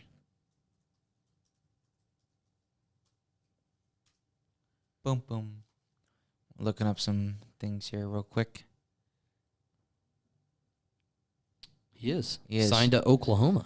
Yeah. Lucas, I was wanted to see where Billy Bowman signed. Wasn't sure. Oklahoma. I mean... I like what I'm seeing so far. There's a reason why I signed to OU. Absolutely. I mean, you saw he had a really good pass right there, just overthrowing him. I mean, as a running back, it's a strong run by Jatavian Sanders after the catch there. I mean, look, between Sanders and Bowman, you got Oklahoma and Texas signees there. Like, Ryan's got the talent. He got the quarterback on the Memphis. Excuse me, I was going to say Ole Miss. Memphis. Might need some more water. But, I mean, these are you got some playmakers out there. And that's one thing that Denton Ryan, I think, is doing well. I think Cedar Park is doing an okay job at, but Denton Ryan is getting the ball into the playmakers' hands right now. Right. Really locating the guys that they trust to have the ball and to make big plays. So and Hennigan has done a good job. The quarterback for Denton Ryan, he's done a really good job tonight. It's the fake. A little Oh, stutter man. step right there. What a run. Very impressive by Bowman. Yeah, like you said, I mean, there's a reason they're number 1 and number 2, right? Billy Bowman and Jatavian Sanders. I mean, they have been the primary, usage for the Denton Ryan offense apart from the quarterback. I mean, Yeah. that's who you want to get the ball to. And like we said, you feed them, you really got to feel good about your chances. Is anybody covering Smith right there in the slot? No, it It doesn't looks look like the like safety's it. covering him. Get him the ball. There's a Or- deep pass to the sideline. Never Got mind. it. Bowman, Throw it to Bowman touchdown. instead. I mean, pick your poison, right? At that Absolutely. point. And he made the defender look silly. Goodness gracious. Wow. Are we putting the jinx on this one too? Is this going to be the 4th watch along? don't say that to that's me. a blowout. Don't say that to me, Okay, J-Dub. we gotta preface this. If you're new here, we did so the 1A, 2A, and 3A games were all like nail biters. And A lot we did, of them, We yes. did the watch along for the 4A, and they were blowouts. They were blowouts. or Argyle and Carthage both by just a lot. beat downs. A lot. And shout out to Lindale and shout out to Gilmer for making it that Yes. far. But sorry, no. And then And they did compete. I mean, Gilmer competed. They competed for a half, even almost. But it got Lindale just had the once running it back got and- ugly, it got ugly. Yes. And same thing happened again this morning when we did the Crosby and Alito game. Yep. I'm still not convinced that today's going to be a beatdown. I'm Or not tonight. either. I'm still Even not convinced though- because look, Cedar Park has had their last possession. They really, I think, found their stride. So I think that. That was not a good interception, though, that Ryder Hernandez threw. Oh, you're right. I'm sorry. I was thinking of the. Yeah. You're not. Yeah. So that's. I Look, think. we'll see. I think though I they like have the face mask, though, Billy Bowman. That's different. with the yeah. red. Kind of looks like a. Looks like a motion capture rig. Or it looks like an old school jump rope. It does look like an old school jump rope. Yeah, That's you a know, very like- specific. You're right, strange, but you know what I'm talking about. I know exactly what It you're looks like talking the about. red and white old school elementary jump rope. I will right? say this too. Billy Bowman out there on the kickoff coverage team, you see a lot of the best guys out to play special teams. Even at the highest level, even Dude, at the that's college one level. thing that McDowell and Coach Williams was talking about earlier on the Yeah, stream. absolutely. Special teams. Absolutely. McDowell was just like, he loves special teams, but he hates it because Yeah. it really, in the high school level, it really, that was. looked Well, like walking especially back, but- when the talent disparity can be the It can be a biggest game changer. It can be the biggest game changer. Like I said, it's literally is- 1/3 of the game. It is very hit or miss. It is very much, sometimes a coin flip. Special teams is very, very dangerous. So, like you said, we just saw Billy Bowman. He just scored a touchdown, and then what happens after he scores a touchdown? He's on the kick coverage team. Yep. The best players, first of all, the best players want to be on the field. They want to play ball. But you get the best players into the game in whatever way you can. And I think, getting him onto the field during, a special teams play, I mean, that's just an opportunity for him to play more football, for him to, grow as a player, for him to be a teammate. A big There you go. run by, oh my There you go. gosh. What a Man, run. you know what? I know I don't want to put like too much into it. That tells me that Cedar Park's got fight. Absolutely. The running Absolutely. back, number 20, It's Kevin Adams. Kevin Adams, he's jacked up after that. Like that's Absolutely. Come on, Cedar Park. I know I picked in Ryan, but let's see if they got some fight. And looks like they got some fight. Well, now. and ran- they need a score here. Well, though. he ran very, very hard and was able to gain, 15. Look, he gained 8 pretty easily. And then he gained another 7 or 8 with 4 guys on his back. Yeah. I mean, and he's on the sideline now, pushing his teammates, trying to jack everybody up, get excited, and another tip ball and an interception. Just like that. Oh goodness. Well, that has been the kryptonite thus far. Did he stay in? That has been so close. wow. That's Robinson with the interception. Garyon Robinson.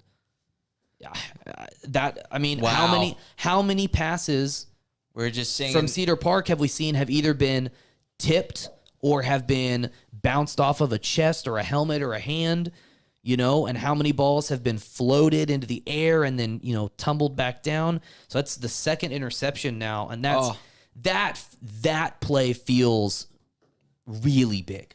That feels really, because we were just talking about how much, Cedar Park was still very much in this game. They're going for the kill shot. Kill shot. Dump Maybe. off inside the 10, very close to the goal line. Very close as Michael Davis. Y'all, Ryan's going to bring it home. Look, Lucas, there's a lot of football left. But you might be right. I'm just saying there's a lot of football left. I'm not going to pass the trophy out to anybody. There's still a lot of football left, but with what I'm very convinced. With what Ryan has done in the last, 2 minutes of game time? Ugh. Yeah, dude. All this has gone very 5 quickly. Minutes ago. There was very quickly. It was a 13-point game. Yeah. Two possession game. It was a 10-8 game. Yeah, it was a 10-8 game. I mean, this was very close. It looks like they're just going to pound it here. And there you go, a touchdown. Man. Waiting for the signal. And they do give the signal. That's Anthony Hill Jr., another running back for Ryan, getting the ball, 6'2", getting some 220, love. good luck. I wouldn't want to hit that. Well, right now the running game, is pick your poison for Ryan. I mean, they have, like I said, they have just dominated the line of scrimmage. And Cedar Park even gets a little bit of push there, but the running back is just too strong, fights through the arm tackles, and it's another touchdown, and they'll kick the PAT here. All right, I'm going to get some water. It's good. But so since we have a break in the action, Absolutely. let's talk about some 4A football. Yeah. Who would win, Carthage or Argyle? Going back to the original question by Eddie Romine. He says, who wins between 4A D1 state champs Argyle and 4A D2 state champs Carthage? We watched both of those games. David, give your thoughts. I'll be right back. Well, look, here's the thing. I think that both of those teams looked really, really good in the state championships, obviously. I mean, they both won by big margins. Carthage beat Gilmer 70-14. 70. It's a lot. They scored 70 points in a state championship game. And look, I think that was after a terrible I want to say that I said this at the time. I don't know that I did. I may be flipping my answer here.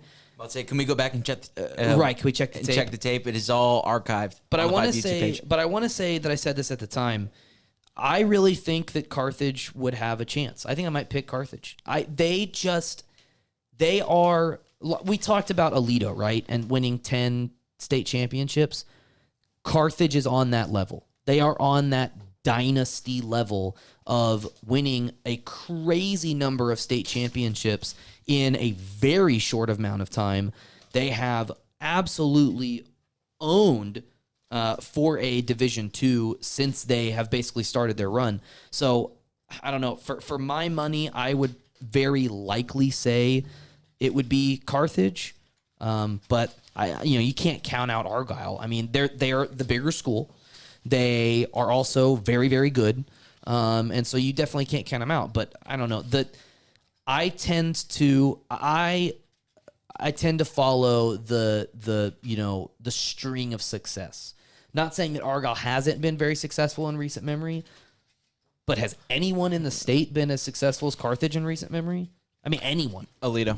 I would maybe Alito. But Other even than those two, no. Even Alito. I mean, we can talk about they have 10 titles in 22 years, but Cedar Park has 8 in. They've won their 8 in 12, 15. Cedar Park. Cedar Park. You just said Cedar. Carthage. Sorry. See, another Cedar question mark. That's Check. 2. So, but Carthage has won their 8 state championships in 15 years? I would say after watching both of them, I think Argyle might have had the better overall athletes from top to bottom on defense and offense. But the Carthage quarterback, I forgot his name. Right. He looked like the real deal. Well, and they're just so. I mean, not the real deal. He's going to Tulane, if I'm not mistaken. I think he signed right after the state game. And we talked about the coaching. We talked about how they're just another batted ball, another tipped ball by Cedar Park. What's up with that? Well, what's up with that? Is he throwing behind him? Is he the ball's sailing? It looks like a little. You think? So producer Josh is saying he's maybe trying to get the ball over the O line. No, it could be because of his height. Oh, why do you think? Give your insight. Give your insight on that. Why would his height have to do with the ball? Oh, okay. There you go. Oh, wow, broken tackle. We got a flag coming down. Don't know what that is. 9 times out of 10, it's holding. Well, to add insult to injury, it certainly feels like it probably would be. Yeah. Man, this game went from bad to worse for Cedar Park really quick. I mean, really quick.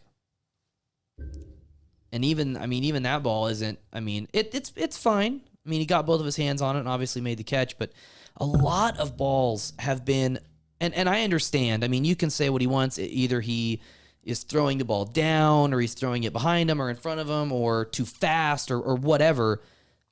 These balls are hitting the receivers, right? So at some point, you've got to talk about, hey, you got to catch the ball. That was, even that, behind him. a little behind him, but he caught it, and he gains a big first down. So, to put a bow on it, who you got, Carthage or Argyle? I'm going to pick Carthage. Because of the coaching staff, because of the dynasty, because there's the mindset in that program that we are the best. Yeah. Obviously, it's never going to happen. I take Carthage. You know who Argyle does kind of remind me of? And I know we said that Denton and Argyle are really close to each other, which they are. Mm-hmm. Argyle was kind of the bridesmaid, never the bride, going into this game. They had been deep, made a lot of deep playoff runs, but didn't necessarily bring home the state championships in the past. Right. Denton Ryan, it seems like they hadn't won a state championship in a while, but they've made it so far in the playoffs for so many years. Right. So consistently right there on the doorstep. They kind of mirror each other in that regard, right, for those programs that are so close to each other's. Well, and after the heartbreak of last year, that Hail Mary against Shadow Creek, they have certainly come out guns a-blazing, regardless of what happens in the rest of this game. And we're nearing halftime. And Cedar Park gets the ball after half. So they do have that to look forward to with, a little less than right at 2:40 to play here in the first half. Cedar Park going to take a shot. There you go. Got it. There you go. Breaks a tackle. Oh, he lost the ball. What? Oh, my gosh. No way. What a play. Oh, my gosh. What a play. So there's a big pass down the sideline. It is caught by Josh Cameron as he is fighting towards the end zone. No. He is fighting with a Ryan defender. I believe it is Ty Marsh. He's fighting with Ty Marsh near the end zone as we're showing the replay. So he catches the ball near the sideline. He's got it locked up. He's fighting, breaks a tackle. I thought he was going to score Marsh right there. comes back, looked like he's going to score, and as he's fighting, Marsh rips it out at the 2-yard line and catches it inbounds back to the 6. No so way. Denton Ryan ball at the 6. Another turnover. Wow. Obviously, that's not on Ryder. That's a gut punch. Holy crap. Wow. That's like... Broken tackle, reversing field, and finally brought down after a couple-yard gain. There is Caleb Hicks. Wow. I don't even know what that's like. Big props. Let's just really big props to Ty Marsh on that play. What a play. He got beat on the coverage, let the receiver make the play, but and then couldn't make the tackle. It looked like he might get into the end zone, score a touchdown. He stayed with the play, stayed with his man, fought for the ball, and was able to rip it out and recover it inbounds. What a incredible play by Ty Marsh. But, I mean, like you said, what a gut punch for Cedar Park with now less than 2 minutes to play in the half. I mean, you were down at the 2-yard line. You could have scored there. Potentially you get a stop. You come back after half, and you can score and make it a 2-score game again. Yeah. Yeah. Oh, what a rough situation there. Yikes. Yeah, that's 21 unanswered points there for Ryan. Pretty incredible. Maybe a question, Nicholas, we might answer that at halftime or as the team's going to half. Is Quinn Ewers the real deal?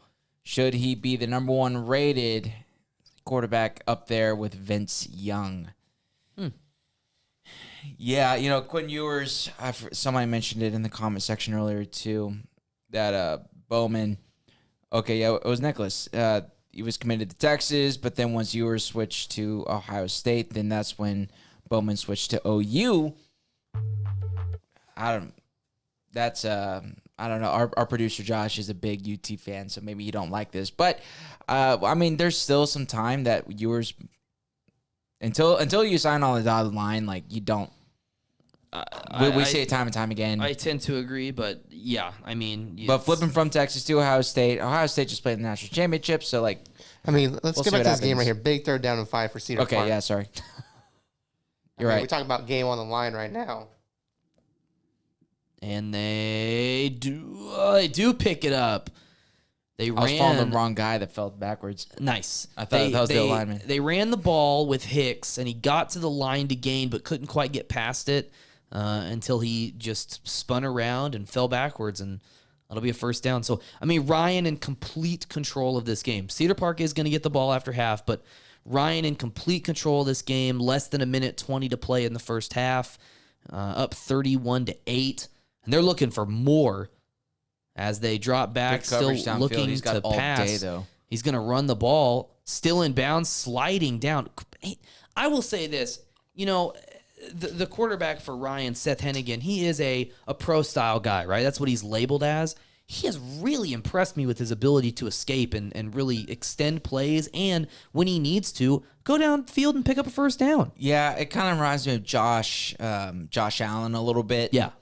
Maybe not. I don't think he's as fast or as quick as Josh Allen, but at the high school level, in the sense that he's sneaky quick. He can make defenders miss. He can extend plays with his legs, like you said. So, and he definitely has a pro-style quarterback frame. I mean, he doesn't look overly fast or athletic or anything, but he can throw the ball very well. And like I said, he just seems to have the sense about him that.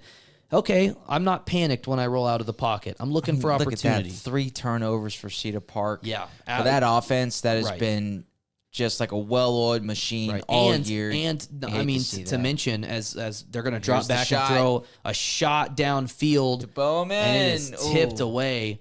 Good as coverage. The clock ticks down to 5 seconds left. I wonder if Ryan will take one more shot. But obviously this... For Ryan, I just go into the... Really? I'm taking a shot right here. I mean, I guess you got nothing to lose. I'm taking a shot right here. I'm giving the same thing. I'm matching up either Bowman. Cedar Park, you're like prevent defense. Right. Everybody go to the goal line. Yep. I'm either getting Bowman matched up or Jatavion Sanders matched up 1-on-1 down the sideline, and or try and get him a post open over the middle, and I'm trying to get him open and score a touchdown right here. And there's a false start, and that'll push him back. That's gonna run out the clock. That would be the 10-second runoff. Do they have a 10-second runoff in high school? There's 90 minutes left according to Fox Sports. Hey-o. Somebody messed with the score bug. Right.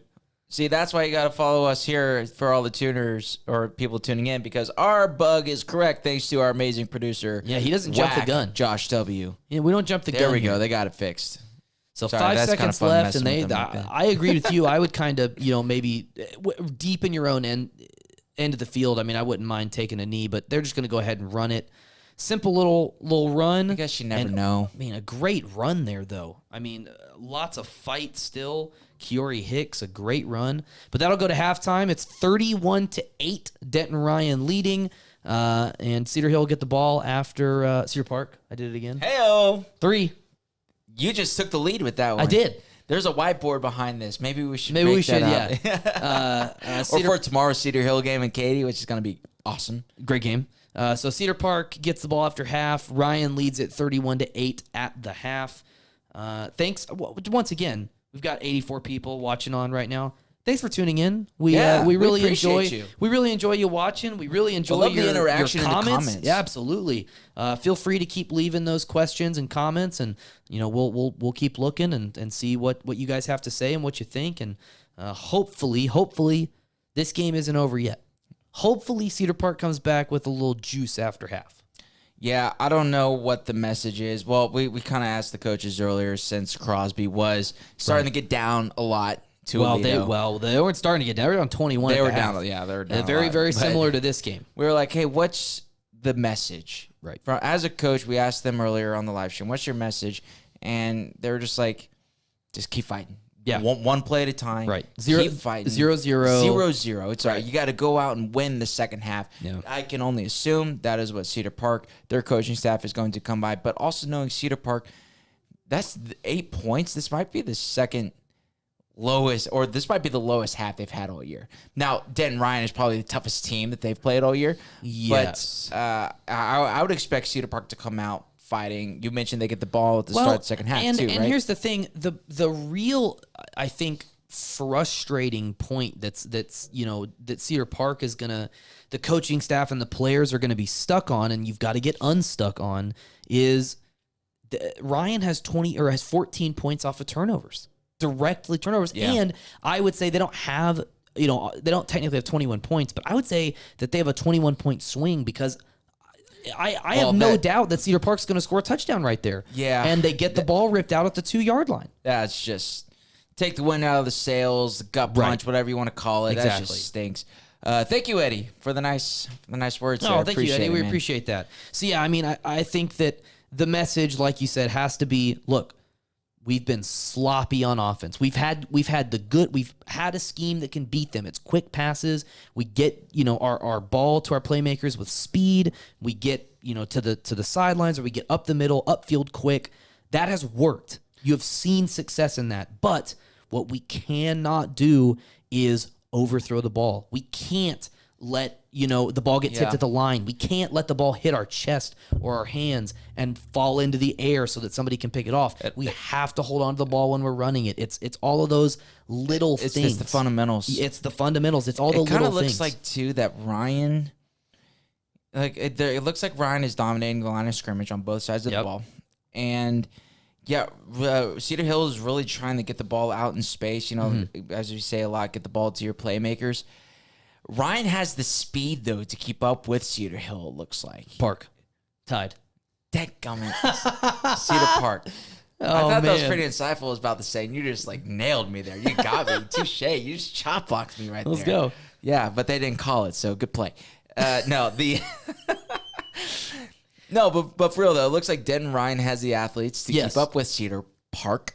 Well, and like we said, right, I think that Cedar Park is struggling with the fundamentals, and when you're playing a team that football, Petey. When you're playing a team that, at least it seems to us, is more athletic, bigger, maybe faster. I don't know if they're faster, but they're certainly bigger. But they're keeping up with the speed. I mean, it looks like Cedar they're Park keeping up with it. They probably just outran their opponents. They ran that spread to perfection, getting in the rhythm. They haven't gotten into rhythm at all during this game. No, and the turnovers have been the cause of that. 3 turnovers is not good. The turnovers have been the cause of that. I mean, so when you're playing a team like Ryan, who it may be bigger, more physical than you, you've got to be sound fundamentally. Yep. You have to hold on to the ball. You can't overthrow, underthrow. High and tight. You can't, if the ball hits you in your chest or your hands as a wide receiver, you've got to catch that. I understand that it may be difficult. It may be coming in high or low or behind you, or too fast or too slow or whatever, right? Yeah. But you have got to, and we saw that on their 2-point play, right? The little almost jump pass from the quarterback, receiver times it up perfectly and is able to catch it. And that was a great play. That was a contested 2-point catch, but he made the play. Yeah. But again, you've got to hold on to the ball. You can't let the ball get stripped at the 2-yard line. No. That's a killer. You sure can't. Do you want to answer the Quinn Ewers one? And then we might take a little break during halftime as well. We'll see if we get highlights that we might be able to run from the first half. Those might be coming in. Trying to get it from Tommy. Okay. Yeah, so go follow Tommy. I think he's handling the ATX account, VYPE Austin account, and Steven Peters is handling at the VYPE ATX on Twitter, as well as at VYPE DFW on Twitter. Go follow those accounts for all of our instant reactions and coverage from our 2 guys, Tommy Yarsh and Steven Peters, at AT&T Stadium in Arlington. They're doing a great job covering the game for us while we get to sit in this nice air-conditioned room and watch the game on television. It's a little cold, though. I had to switch my socks. I'll tell you that. I bet Justin's about to leave a comment. Turn on the heater. Turn on the heater. Yeah. We walk in, and Justin, our controller, he was like, "Well, just turn on the heater." Hey, Lucas. First, thanks for the little shout out there. And we have our guy on scene in DFW in Arlington at the stadium, and he's been shooting some shots. So at some point we should have a little video to show you not the Fox Sports stuff, but our own little kind of edition. So yeah, and if you go back, and I think the most recent video we posted is highlights of the Alito and Crosby game. Those were go check those out. Yeah, some on of our the YouTube page. On our YouTube page, as well as we'll have after the game tonight. Some We'll of the have highlights of shots. this game live on our YouTube page. We're gonna get it up as quickly as we can. So we gonna take a little break, a little halftime break. Yeah, we'll keep the camera going and we'll just play some music. So once we get the highlights, we'll come on back and show them for you. Sounds good. Y'all stay tuned. We'll be back. This is the VYPE Watch Along. Thanks, everybody. Thanks for watching. Y'all the best.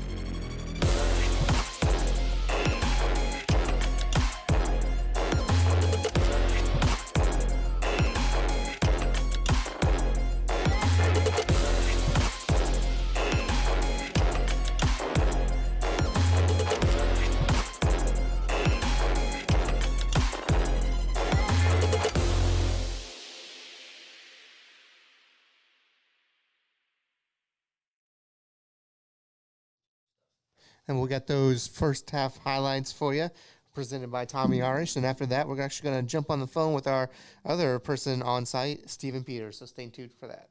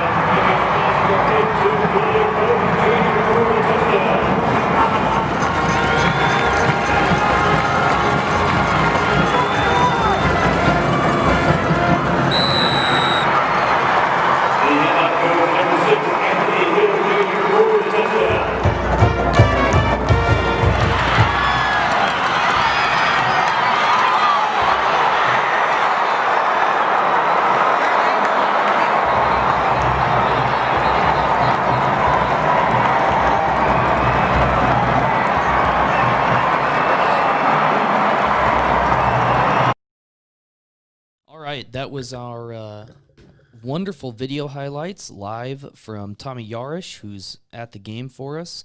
And now we've got the one and only Stephen Peters on the call, on the show. Stephen, how you doing? Oh, man, I'm just living the dream over here, fellas. How's it going over there? Oh, it's going great. We are having a great time. How's the atmosphere been? It's been pretty good up until teams start pulling away in the second quarter. Hey, we're holding out hope that it gets close. Hey, Steven, it's Josh over here. Are we putting the jinx on these games? Like, this is the fourth. Is this our fault? Watch along we've done, and this is the fourth blowout we've had. Is this our fault? You know what? I wasn't going to say anything, but since you guys brought it up, yeah, absolutely. Oh well, that's fine, I guess. What's been the you got to own it, right? What's that? You got to own it, right? Exactly. So yeah, sometimes you're the cause of the jinx, and that's just the way it is. Absolutely. So I wonder what's the crowd reaction been like between the first group of state championship games and this one? I'll tell you, the Crosby and Alito crowd was pretty good size. Obviously the entire town of Crosby that could get in was in the stand. Most of Alito showed out. And they had some great electricity, especially when the teams were just trading blows in the first quarter. And then, when the second quarter hit and Ryan got that punt and then the INT, or not Ryan, excuse me, Alito got the punt and the INT, it was pretty much just quiet and kind of we did what we could and we're waving the white flag type of atmosphere. Well, I wonder, was that the similar mentality when Cedar Park had the ball stripped at the 2?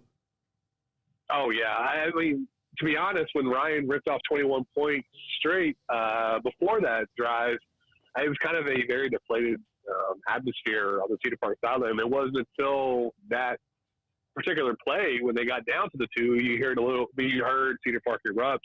Right. And then obviously, of course, the air gets let out of the stadium with Ty Marsh, who's just been beasting these playoffs for Ryan, coming up with another turnover. A great play, really, too. I mean, he got beat on that play. I mean, the wide receiver beat him, and he stuck with it and was able to strip the ball out. Just really good play. The other thing we've been talking about has been just what has seemed like a physical, dominance by Ryan on, both lines and kind of especially in their running game.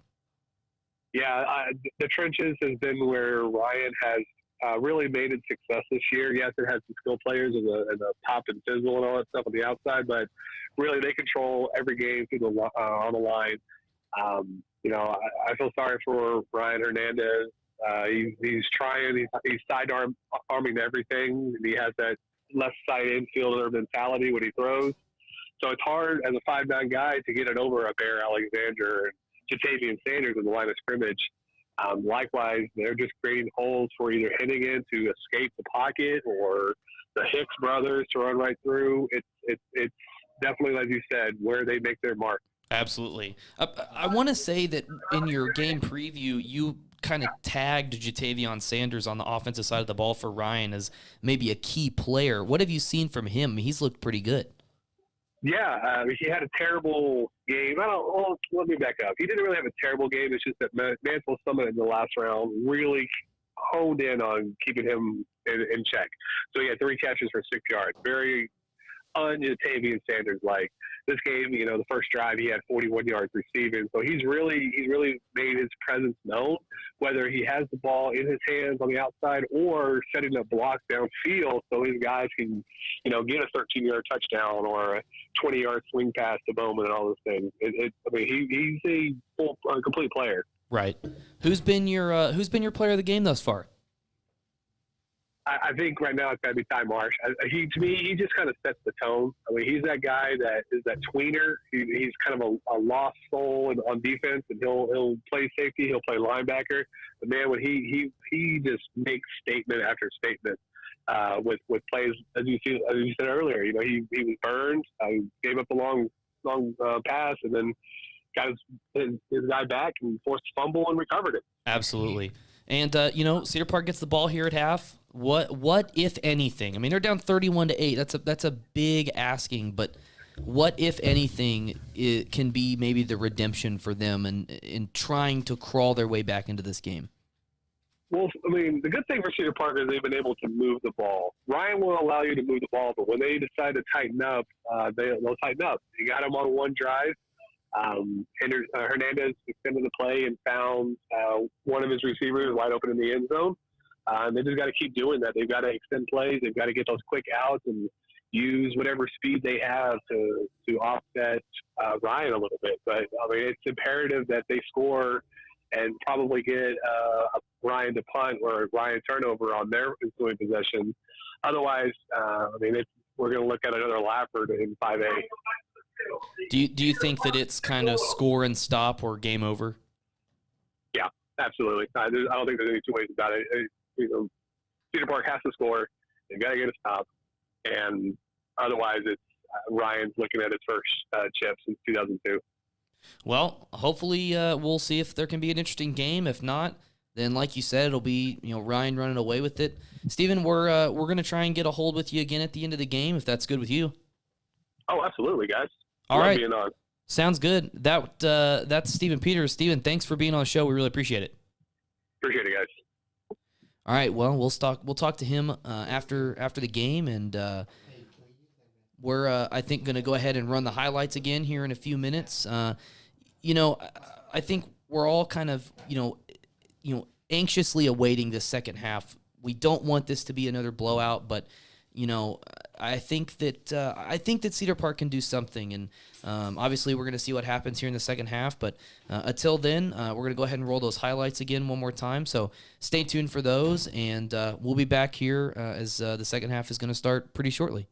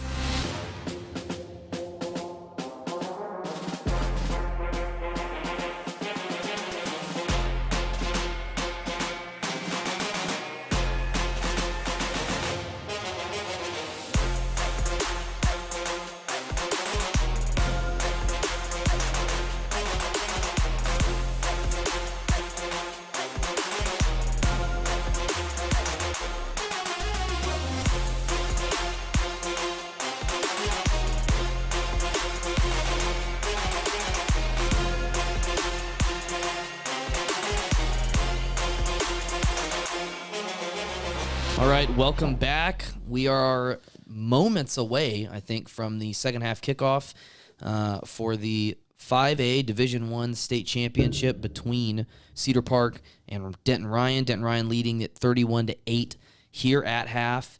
And I think we've got some stats. Yeah, we got some stats provided by Stephen Peters, who was just on the phone with us. Fantastic. Peters. Turn that towards you, or actually, you might be able to see it if you got Once the delay pops up, I think we'll be there. We go. So here's our stats. We got some team stats here. So, I mean, this tells, I think, a very, very good story of the first half. Right, total yards. Not completely one-sided. I mean, Denton Ryan's right at 300, Cedar Park right at 200. I mean, I think that's fairly reasonable. I mean, they've been, very, even-ish, it seemed, in, offensive production. Obviously, the big difference to that is, Denton Ryan having getting 3 turnovers from Cedar Park. So Cedar Park missing out on those yards, and Denton Ryan getting those yards. But like we said earlier, the big difference, 108 rushing yards for Denton Ryan, 21 for Cedar Park. Yeah, I think that just goes back to the theme of they're dominating the line of scrimmage. Yes. They're getting the push. We saw it even there on a 3-man rush. Denton Ryan is getting people. Yeah. They're making Ryder Hernandez either move outside the pocket, try to make a play. And if you're scrambling as a quarterback like that, with 8 guys dropping back in coverage, that's tough. That means small windows. So it's not really surprising when you see that balls have been floating up in the air, that they're getting tipped. Yep. And they've had those interceptions. Right. And I still can't really get over that takeaway. Yeah, that was just... And man. Listen, I really don't want to add insult to injury for Cedar Park, but... man, what a killer play. I mean, the whole game lives and dies on that play. I mean, so far. You get, I agree, so far. Maybe something else happens. And those 2 interceptions are not by any means, not noteworthy. Like, those are very noteworthy plays. Right. But just wide, you get a great play by the wide receiver to beat the cornerback. He gets the ball. He's fighting for yards.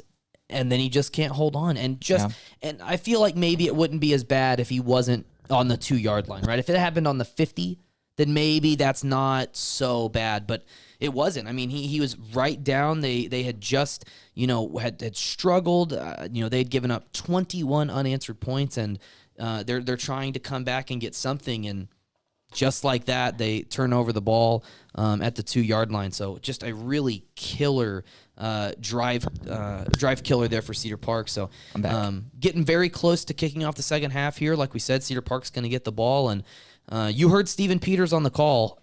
If they don't get a score and a stop, man, it'll be tough to recover. Ryan's got a lot of playmakers. I just touched on the getting in the ball. Those playmakers are making the plays that you want them to. Exactly. So we'll see how Cedar Park responds. This first drive is really, I think, going to set the tone for the rest of the second half. Absolutely. And I've followed high school football for a long time, right? I think we all have. I think we would all say we followed high school football for a long time. I think we've all seen crazier things.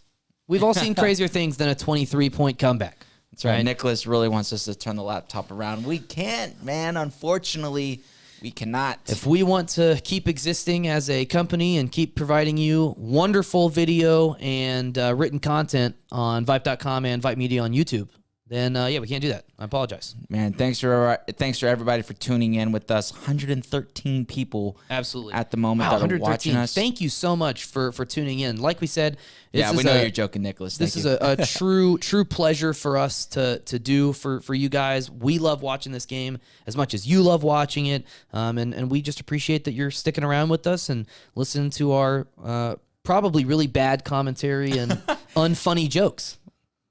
I live for the dad jokes. But they're pretty great. Hey, I'll say this much. If you like bad commentary and unfunny jokes, maybe you should stick around for tomorrow, because we're going to have 2 more games just like this for you tomorrow. So, I don't know if I can pronounce that. Backcheat Beats said he has the channel that's not playing the game. We've heard that before. Unfortunately, I don't know why. We sadly have no power in. That's a little outside of our control. Lucas, yes, we do have an Instagram. You can follow us on Instagram at VYPE Houston. That is our most popular page right now. We do have Instagrams for the other locations, so it's VYPE DFW, VYPE ATX, and VYPE SATX for San Antonio and for Austin. We also have a VYPE SETX for the Southeast Texas region. Give love to all our Southeast Texas viewers. Yeah, we were over there for the photo shoots. We were earlier this week for girls, basketball, boys, basketball, and soccer. It was a great time. Had a lot of great athletes out. At where were we at? We were at the Ford Pavilion. The Ford Pavilion, that's right. In the Ford Center over there in Beaumont. It was a great time to get all of the talented Southeast Texas athletes out there. And see that play right there real quick? That is a perfect example of Denton Ryan dominating the line of scrimmage. Absolutely, agreed. They rush. I think they did rush 4 on that play, but the Cedar Park quarterback steps back. He's looking. They did rush 4, but immediate penetration up the middle. You have the ends getting around the outside. Third and 8 here. Yeah, big 3rd down and 8. Like we said, they really need to score here to open the half. There's the blitz, flushed him out. He gets away from it. It's got time. Oh, and now he's just running backwards. Oh, no. He fumbled the ball. He fumbled the ball. It's live. That's a touchdown. Oh, my gosh. Okay, so there's a flag, and I don't know what that flag is going to be for, but if this touchdown stands, can you think of a worse way to start the half for Cedar Park? I'm speechless. All right, let's see what the call is here. I think it was going to be I think it's going to be that blindside block by the Cedar Park offensive lineman. Personal foul. Yep, blindside block. Yep. Decline. So the defensive lineman was coming back towards the quarterback as he was scrambling, and the offensive lineman just put his shoulder down right there on the left side. You could barely see it. Wow. Yeah, clearly a fumble. So on 3rd and 8, Cedar Park drops back, trying to find anything. Yeah, he's trying to extend that play. I did see what looked like a little bit of a hold there in the secondary, but nevertheless, a fumble, and a recovery and a touchdown by Denton Ryan. Wow. Well, I think that according to talking to Steven Peters at halftime, I think he would probably tell you this one's over. And that's sad to say, and I think it maybe is even premature with 10 minutes left to play in the 3rd. I mean, the half just started, but I mean it's a 30-point game, and Denton Ryan has showed no signs of slowing down.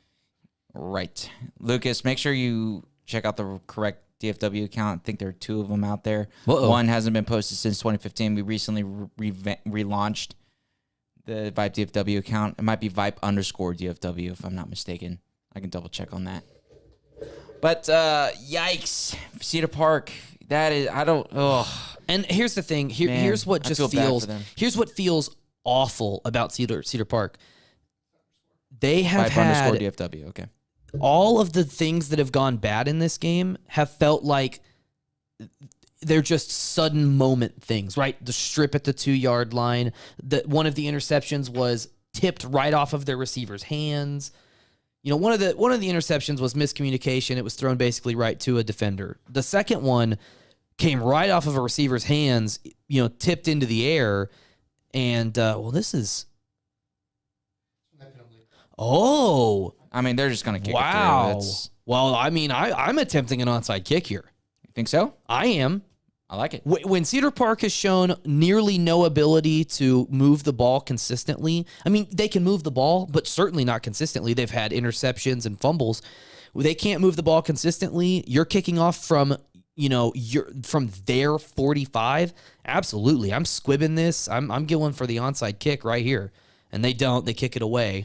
Yeah, I mean, they've been doing the pooch kicks. Yeah, Ryan has, so kind of. It just looks like an opportunity. That to me as a coach, if I'm a coach, that's an opportunity to me. I'm going to take advantage of it. This is the last time Ryan faced Brenham in the state championship. Where was that? San Antonio. At the Alamo Dome. Yep. Nice. The old home of the state championships. And the New Orleans Saints. Remember they got displaced? Oh, did they? I don't remember that. Yeah, when they got displaced in Hurricane Katrina, they played at the Alamo Dome. I don't remember that. Pretty cool. Listen, I don't really care about NFL football, and I certainly didn't then. So that's probably why I don't remember that. Little screen here by Cedar Park that just gets blown up immediately. And who else? Wait, was that? Oh, never mind. I'm thinking of the wrong person. Was that Ty Marsh? No, it wasn't. It was Bowman playing some defense. Look at there. Didn't know he was in there on defense, but he is nonetheless. So Cedar Park trying to salvage just, anything. Again, great pass rush. And there again, an incomplete pass by Cedar Park. And, Stephen Peters mentioned this on the call. The quarterback for Cedar Park has just really been having to sidearm the ball a lot. I mean, he has not been able to step into his throws. He has not been able to do the things, mechanically that you would want your quarterback to do. He's very much sidearmed the ball.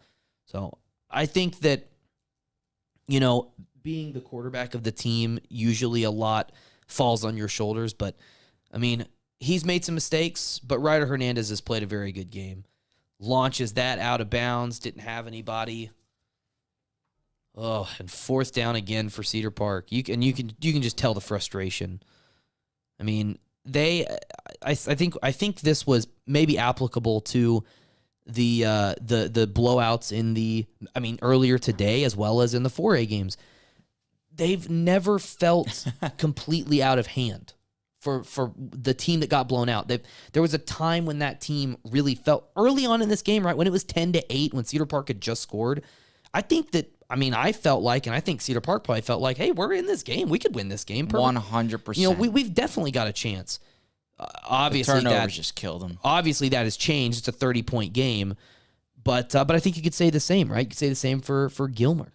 You could say the same for Crosby earlier today. In these big blowouts, there have been moments where the team that got blown out had a very reasonable amount of hope to win the game. Yeah, no, they sure did. And that's probably part of the game plan, but much like in basketball or football or even baseball, really, the team that can stick to their game plan and most importantly, maybe and control the pace of the game, it's almost like get the other team outside of their game plan. Yeah, absolutely. Right? Well, and I think that's where whether it's basketball, if you want to play up tempo or slow the game down, right. Like football is very similar. Like if you're a run heavy team, you want to control the time of possession. You want to do all the things you want to do. It just seems like Denton Ryan is just they've taken control of the game and they have gotten Cedar Park out of sync and they can't. The things they're doing right, they're just not doing. And I think that in a normal situation, what you would, if you were Cedar Park and you said to Cedar Park, hey, look, you're going to lose this game. I think that they would say, okay, well, that's because Denton Ryan saw what we wanted to do and they figured out our game plan and they beat us. Yeah. I don't think they would say, well, we threw 2 interceptions and we had 2 fumbles and, it's not to take anything away from Denton Ryan. They played a great game. They've played an incredible game, and they have forced. I would say nearly a flawless game. They've done exactly what they wanted to do. They have forced Cedar Park into errors, but Cedar Park has been making errors. They have been turning the ball over. Yeah, it's been a combination of both. They have been playing, in times when they needed to play well. They have executed plays poorly, and they've paid the price for it. And I don't think it's necessarily because Denton Ryan has been saying, oh, well, look, we know your game plan. We're so much better than you. I honestly think it's just Cedar Park has made mistakes. Hey, Nicholas, thank you so much for that comment. We appreciate that. That means a lot to me, because neither one of us, I think we're, hot shots. I don't think we're, the most incredible. Well, that's part of the reason why we do this live stream. Absolutely. We're just guys watching a football game, and we want the viewership to just experience the game like you're sitting in the living room, like you're talking with your buddies, like you're hanging out with your buddies. I will say this: if you are listening on the stream on the VYPE.com of the Cedar Park versus Denton Ryan, that one is definitely a Cedar Park heavy broadcast, as that is the Cedar Park crew. So, in their defense, they are very. They may Cedar be Park a little. They may heavy. be a little. They may be a little upset this evening. They may be a little hurt this evening. But nonetheless, like we have said in every other state championship that we have covered, whether it has been with this watch along or if it's been, something we've covered in the past, we will say it again. Making it to a state championship is incredibly difficult, and it's incredibly special. I mean, these kids get to play on these teams for 4 years at most. Yeah. Getting to play in this game even once, whether you win or lose, is incredibly special. That's what Coach Sean McDowell from Foster was saying earlier today. He's just trying to get to one. Right. And he has a phenomenal program at Exactly. Foster. Foster's punched out some great athletes. They got Cody Jackson right now, who's man, I thought he almost made that play. A great play. Cody Jackson's committed to OU. They have Ruben Fathertrees, who's the big 6'8" O lineman, committed to Texas A&M and just signed there. He had C.D. Lamb over at Foster. Right. Incredible athletes. And he's gotten really close. He's gone to the state semis before. Right. And then you had Foster head coach there, James Williams, who was on the stream with us, who's played in this game the last 2 years and got knocked out by Crosby this year. All those guys just want one. And that's what I think, going back to Carthage and Aledo and even Katy, North Shore, that's what makes them so special, is that they're almost expected to win state championships. I think that we kind of, we take it for granted almost. Yeah, I think that we do. I mean, I think we say, like, okay, Aledo has a dynasty. Carthage has a dynasty. North Shore. Because here's the thing. I think it's... Oh, here we go. Oh, there's a big run by Jatavian Sanders there. Flag down. I wouldn't want to try to tackle him in the open field. Nope. Pass. Absolutely not. Here you go. You can just run right by me. Thank you. I'll kind of get in your way a little bit, but I'm not going to touch you. Nope. No way. But I think we look at, I think it's easier to look at the lower levels. Like, we look at Carthage at 4A. We look at... Or Mart. We look at Richland Springs in 1A, right? And they're little schools. And I think when you say, okay, little schools, they can, like, build a dynasty easier, whatever. That's true. But when you get to the bigger levels, so, like, that's why I think what Aledo's doing is even crazier. But then you look at North Shore. They, had 2 state championships in a row. I mean, Demetrius Davis lost 3 games in his high school career. Right. That's crazy town. Absolutely crazy. And won 2 state championships. And so when you look at teams like that are just dynasties, and they are fantastic teams with fantastic players, I think we do take for granted a lot of times how good those teams are and how hard that is. What a run. Oh my goodness. I think it is Kiori Hicks. He's had a great night too. And that run, he looked effortless on that run. Yeah, he just made that guy miss. He looked like he was walking. I mean, nothing about this says I'm sprinting as fast as I can. I mean, this just is like, I'm going for a little walk in the park, and if anybody wants to try and stop me, be my guest. What a great run by Kiori Hicks. And, I mean... I'm looking at his rivals page right now. I'm not seeing... Wow. Anything on here right now. Wow. I'll tell you what, there are going to be some coaches calling him. Yep, a class of 2022 recruit, but he's going to get some calls after this. I mean, and I'm sure after this, postseason, he will get some recognition. But I mean, he's played well tonight, very, very well tonight, obviously. So, Denton Ryan. Yeah. One thing that's colleges and college football fans, and part of the reason why I think high school football is so great is that you see what the talent is going to be like at the next level. Right. Oh, my goodness. What Michael Davis, the big wide receiver, getting the pass from Seth Hennigan, man, and going the distance. That's another touchdown for Denton Ryan. And I think with 8 minutes left in the third quarter, undoubtedly this one's over. If it wasn't over before, it is now. Oh, that is just what body control. What and I think you almost this is the exact same spot where they ripped the ball out of the Cedar Park wide receiver's hands. The exact same spot on the field. And I think you could lay those 2 plays right there next to each other, and that's the game. That's the game right there. 30, my math stinks, 37 unanswered points now. Yeah. Because, as you mentioned... 35. 35 unanswered points. Like 35 unanswered points. It was 10-8. Oh, you're right. Like I said, my math stinks. Yeah. 35 unanswered points. 35 Never claimed unanswered to be a mathematician, had somehow graduated college. 2 interceptions that both led to touchdowns, had a fumble that stopped Cedar Park on the 2-yard line, and had a fumble recovered for a touchdown. Yeah. I mean, those obviously it's easy to say 4 plays, but really 4 plays changed the game. Yeah, they changed the momentum of the game. Completely and changed the game. Yeah. On those interceptions, even if those interceptions are incomplete passes and they lead to punts, it's still, you didn't throw an interception. It's a Right. completely different mindset. It's a completely different place to be in the game. Yeah. And like we said, Yeah. obviously it will be And it remembered seems as like Ryan is they're getting it from a lot of different places. They're getting Yeah, it there's no- from Kahori Hicks. They're getting it from Yes. Michael Davis. Yes, they're getting it from Caleb Hicks. They're getting it from their quarterback Hennigan. They're getting it on defense from Ty Marsh. They're getting it on defense from Billy Bowman. Yeah, Billy Bowman. They've been hitting great. Jatavian Sanders. I mean, there is no with Carthage, with Argyle. We watched those games and we knew immediately who the player of the game was. We knew without a doubt. We watched the games and we were like, okay, that guy's offensive MVP, that guy's defensive MVP. Cool. Who's the kid from Carthage who had 4 interceptions? Four pick sixes, right? Maybe it was Or 3 pick sixes, 3 pick 4 sixes, 4 interceptions. interceptions or whatever. That Yeah. was wild.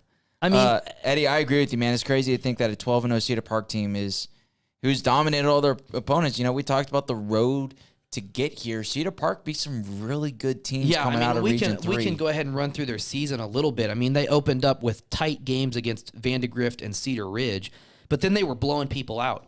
I mean, big wins against Georgetown and Hendrickson, beat Anderson 82-0. Big win against Leander and Pflugerville and Manor and Veterans Memorial. And then, by then you're in the playoffs. They smashed Foster. Which was...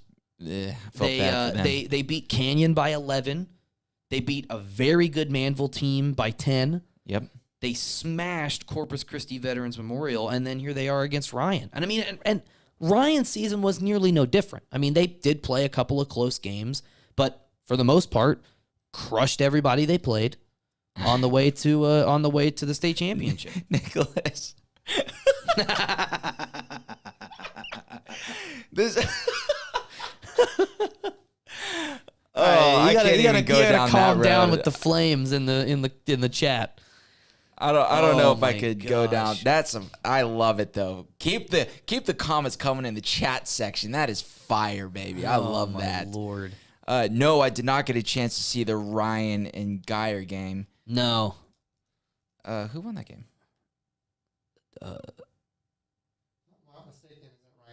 Yeah, I was about to say, So it's if Ryan's probably- yeah. undefeated, then Ryan. That makes science. Yeah. Science. Was it close? Yeah, 23-20. Wow. So really close. Really close. Man, I would love to go to that game next year because those are in ISD rivals. Ryan's the 5A, Geyer's the 6A. and Almost Ryan- intercepted again. Ty Marsh on the play. Josh, I'm not going to say out loud what you just said, but I'm with you. We have a wavelength there. I missed that. I'll tell you after the stream. Okay. Josh, write that down. I mean, 'cause I'm gonna forget. there are a lot of good rival games across the state of Texas that we'll love to go to. I mean, even here in the Houston area. Yeah. I mean, we're based in Houston, so we're a little bit more familiar with the Houston area. But Right. if you look at Katy ISD alone, Tompkins beat Katy. That is a rivalry that is, in the past it'll probably be Katy Taylor versus Katy, but Katy's frankly dominated that one. Tompkins knocked off Katy this year, and Katy lost the first district game since 2008. Yep. Even going to HISD. 75 straight games. Yeah, it's going back to 2008, 75 straight games. In HISD, you had Houston Heights beat Lamar. Oh, it's a big launch, just throwing it up. Oh my gosh, he got him. Wow. Hey, it's good to see Cedar Park still play. It's good to see him still fighting. Well, look, and I'll say that says a lot about their culture, I think, as a football program. Yes, they're still fighting hard. And I'll say this: Ryder Hernandez, he's made some mistakes tonight, and he may be a little undersized. He can sling it, but he can sling it. And that dude's a baller. He fights. Yeah. He has not given up. He has not laid down. I think he is absolutely. He still thinks he can win this game, and whether he can or can't is not for me to say. I don't think he can, but he's still fighting for it. He's still fighting. He still thinks he can win. So Yes. and you bring up rivalries. I've been at the Pearland I've been at versus the Pearland Dawson. Dawson game for the past 2 years, and Throwing Shadow Creek in that. absolutely, man. So too. here's the thing. I'll be perfectly honest. Pearland Oiler, class of 2010, myself, or 2004. I forgot where I graduated high school. In what year? Class 2014. Hey-o. Myself. Kind of date yourself right there. Very proud Pearland Oiler. But the game with Dawson for the past 2 years has been much closer than the score has kind of shown. And then, what a wheel route. Good play call. Fantastic play call there. So a touchdown from Cedar Park. They're trying to close that gap just a little bit. Ryder Hernandez says, this game isn't over. We're still in it. But hot. as I was saying, the Pearland Dawson game has been very good the last 2 years, and like you said, you add Shadow Creek into that. So now that district has Pearland, Dawson, Shadow Creek, Straight Jesuit is always kind of right there in the mix. You never know what you could get with one of the A-Leaf schools coming in, and and the blocked PAT. Maybe that's why they go for 2, Josh. Oh man, it's been an off night for Cedar Park, to say the least. Yeah. I mean, even on the north side of Houston, you got the Woodlands versus College Park. Absolutely. Park knocked off Finally, the Woodlands first time. winning the district, yeah. First time ever, if I'm not mistaken. Yep. I'm not as familiar with Cy-Fair ISD, but I know Bridgeland is the new school in there. And they are good. They are wrecking shop. And Yeah. look at that on the block. Just got to say real quick, it's Ty Marsh again. I think you've got your defensive player of the game thus far. Yep, I agree with that 100%. Especially him being in on the play that really, really changed the game. Yep. Yeah, absolutely. Making plays on defense, making it on special teams. Yeah. Yeah. So Cedar Park, that's probably one of the bigger 5A schools. That's kind of on the cusp of 6A. Yeah. 2000. Getting there. 100%. But like you said, I mean, I think that, we are self-admittedly and kind of by necessity Houston biased. I mean, we're all in Houston, but that's where we live, yeah. But I think that we all would love to really get to experience and explore the incredible rivalries that exist in this state in high school football. I mean, look. I've seen highlights of like McKinney Boyd versus McKinney. Right. I would love to go see Geyer versus Ryan, especially those kind of smaller school districts. Yes. That have 3 schools in it. Not these Cy-Fairs that have 12 in them or Right. that doesn't. And I mean, for Cy-Fair too, they're split between a district by themselves, and then they're also a Spring Branch ISD. So, but also these districts that have these 2 schools have existed for a long time. Right. Yeah. As much as I'm very excited, we mentioned Shadow Creek. As much as I'm excited to see them play Pearland and Dawson, even Pearland and Dawson hasn't been around for all that long. But you get these schools that have existed for 20 years, right? They have this rivalry that's grown over time. We went to the Battle of Baytown between Baytown Lee and Baytown Sterling. Yeah, that's electric. a rivalry that's existed for a very long time, for 50 years. So yeah. I think that, you get these rivalries that are, very old. These players, it's not like they hate each other, but they get it. They know that the schools are rivals. They're looking forward to that game. That's the game they circle. They get pumped up for it. It's like any college rivalry. Your Michigan's Ohio States, your Florida States, or what used to be that the old Texas A&M rivalry, whatnot. Right. There are games that just kind of get you fired up a little bit more than others. Right. For those who are watching in the DFW Metroplex, what games get you fired up? Let us know absolutely. in the comment section. Tell us. Or if you're not from DFW, if you're from Austin, San Antonio, if you're from El Paso, if you're from Midland, East Texas. Oh, I would love to go to Odessa Permian and Midland Lee. Yeah, or didn't they change the name of Midland Lee? Oh, did they? They might have changed that high school name I don't recently. know. But point is, that's tell us wherever you are. Tell us what the big rivalry is in your community. Tell us why it's special. Tell us why it's cool. Why should we come watch it? Because I would be interested. Or even one that's a little more statewide. Talk about historic programs. Yates versus Dallas Carter. Yeah, that brings in the Houston rivalry. That brings with Dallas. That brings DISD versus HISD. So we got Vista Ridge versus Cedar Park. Oh man, Argyle and La Vega. I tell you what, Argyle and La Vega. I've heard of that one. Yeah, yeah. I mean, because they don't really see each other until the playoffs. Right, and generally. it's usually 2 juggernaut teams. Yeah, and they're trying to get past each other. And wasn't that the big deal this year? Was Argyle was finally able to get past La Vega? 100%. Yeah, Waco La Vega. think Waco Midway made it to state relatively recently. Yeah, they played Cy-Fair when Cy-Fair won. A couple years ago. 2017. Yeah. 6AD2. The BFND, baby.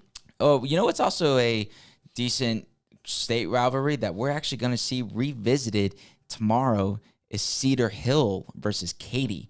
They faced each other a few times in the playoffs, most specifically the state championship, because those are two teams that won't see each other until the state championship.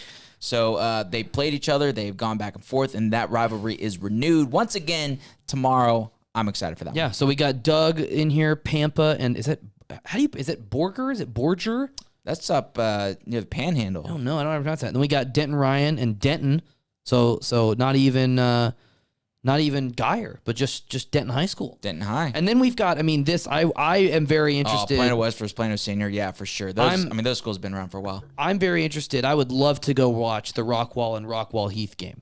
Would love to go watch that game. I think that is a very, very heated rivalry. And, Rockwall Heath. I think it was, I think it was Cedar Hill. It wasn't Cedar Hill. It was, are they 5A or 6A? Yeah, Ryan versus Highland Park too, Matthew. I agree because as you know, HP has gotten the better of that matchup historically in most recent years. Ryan finally got over the hump though, beating them this year. So, that's a good one as well. Yeah, it's almost like there are your playoff matchups that you usually see, and your traditional district rivals who you probably have the best of generally. So, but yeah, it's especially since the teams that are good year in and year out because a lot of good coaching. Those coaches implement really good cultures that you'll probably see the same team in the playoffs. Right. As Coach McDowell mentioned, though, redistricting is huge for them, especially at the 5A level. Like here in Houston, you got Stratford High School. They bounce back and forth between 5A and 6A. That affects a lot of redistricting. And so there are a lot of schools like that kind of go back and forth. So that's Wilmer Hutchins versus Carter. Absolutely. I would. Yeah, my dad actually, fun fact, my dad went to Lake Highlands. So he actually played a bunch of those schools. You were right. Cedar Hill was the team that eliminated Heath. And listen. Yeah, because Heath beat a really good Bridgeland team. Really great. Convincingly. And smacked them. And I had been really high on Rockwall Heath. And I remember doing the first games when we were looking and you picked against Heath. You and Josh both picked against Heath. And I just from what I had seen over the course of the year and what I had watched, almost completed. That was a good throw, though. He gave his guy a chance. Gave his guy a chance. I just had a feeling about Heath this year. And look, in the semifinals, lost by 3 to a walk-off touchdown in overtime to Cedar Hill. So, they were right there. Heath this year. Was that semifinals? Was it? I'm pretty sure. No, that was quarters. Oh, was it? Yeah, because Cedar Hill beat Geyer in the semis. So it was a quarter. But either way, they were right there. Right there on the doorstep of getting to play for a state championship. So they did a great job this year. I had seen a lot of really impressive statistics this year from Rockwall Heath. So this is one that's interesting from Eddie. Brownwood versus Stephenville. Ooh, interesting. Man, that's a good example of one that we didn't know. Yeah, absolutely. Sounds like we got to go check out. Yeah, thank you so much for getting in the chat and letting us know about your favorite rivalries, what's near you, or just what you know to be great. The 86 of you watching right now, we really appreciate you guys tuning in. Don't forget to subscribe here to VYPE Media on YouTube. We're rolling out tons of great video content pretty much every day. We've got VYPE Locker Talk Live coming out on Tuesdays. So you can look forward to that every Tuesday with Matt and Josh. And like we said, we'll be here tomorrow watching the 6A, D2, and D1 game. Lots of great content coming from us. Make sure to stay tuned for all of that. And we'll make sure to keep our eyes on all of these. And VYPE Ambassador. Well, absolutely. And don't forget about what's happening next Friday. Oh, don't forget about what's happening next Friday. We'll give you a little sneak peek next Friday. Well, we got a busy week just next week in general. Next week. For those who are in the Houston area, we're coming out with the VYPE baseball, softball preview in a few weeks. So we got that photo shoot on Monday. Got Houston soccer photo shoot on Wednesday. As we mentioned, we were in Southeast Texas this week. We'll be coming up to Dallas here, hopefully, first week of February. Yeah. And we'll be in the Hill Country last week of January, I believe. Right, Josh? Does that sound right? Oh, man. Ryder Hernandez is running for his life.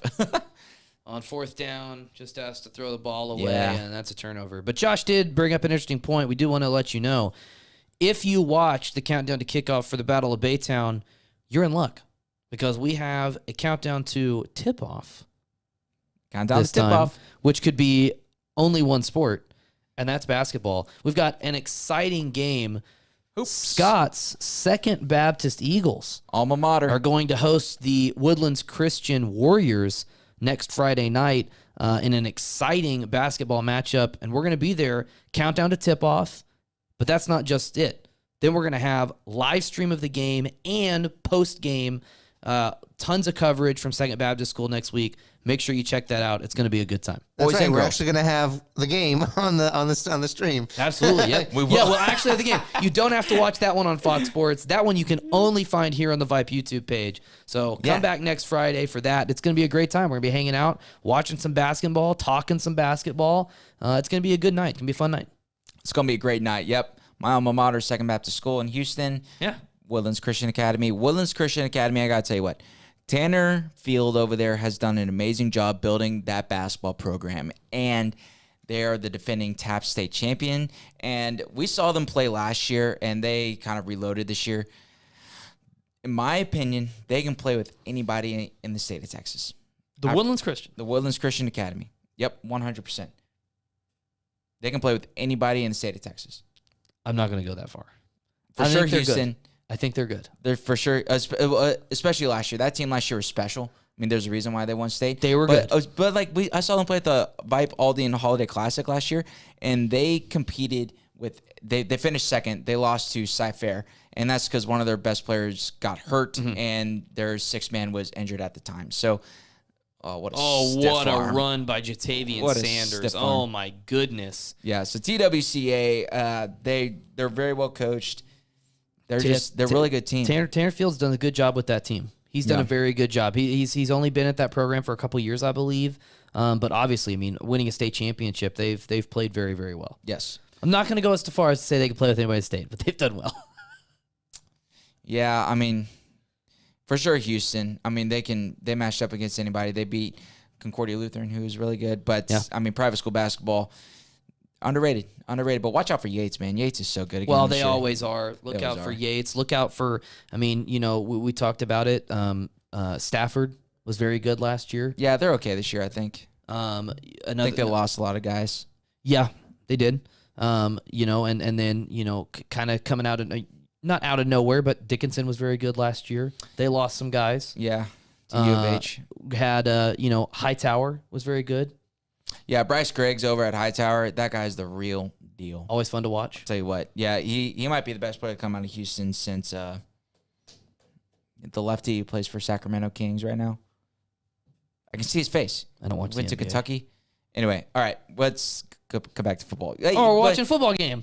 Well, to your point of guys playing off to college and whatnot, if you're a UT fan Yeah, I'm not. and you're watching this game and you see Jatavion Sanders, how excited are you to have him in your program? Well, you've just got to be excited if you're a college football fan, period. I mean, that's the thing. When you watch, I think this is what's so beautiful about high school football in Texas. I mean, in any state, but in Texas in particular, is we have the opportunity to really showcase all of these kids, right? You've got the quarterback for Denton Ryan. He's going to Memphis. You've got running back going to Oklahoma. You've got Jatavian Sanders going to Texas. You've got these athletes spread across the field, and you get to see them here, you know, I think maybe a little unpolished, just kind of raw talent, really showing out and showing how they can play and how good of an athlete they are. Then you get to see them go to the college game, refine their skills, get better, and then, you know, not all of them, but eventually some of them, you're going to see them, you know, start for college football teams and be really, really impressive. They just threw a graphic up, and I think it's worth mentioning. Cedar Park, to this point, there's 30 seconds left in the third quarter. Cedar Park has 2 rushing yards. Ouch. That is a testament to, I think, maybe the offense they play, but also, man, Denton Ryan has done such a good job of stopping them. Yep. Just they a really great have. job. Hands down, Texas football is just a different type of football. Mark, do you mean University of Texas or Texas high school football? I'm asking. I think he means Texas high school football. And for that, I 100% That agree. I will agree with. Yes. UT football, we'll see. Oh, they're different. They're different. Well, we'll see what high school. Okay, There we good. go. Yeah, There we go. There we go. Yeah, no, we'll see what Sark does over at UT. But yeah, Texas high school football, they have. Hold on.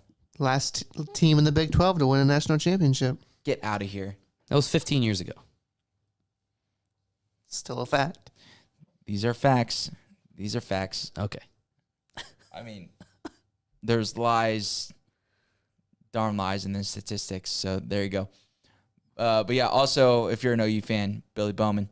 If you're a UT fan, that kind of stinks that he flipped, especially once Quinn Ewers decommitted. But, I mean, OU, we finished. Oh, look at that. That's just so.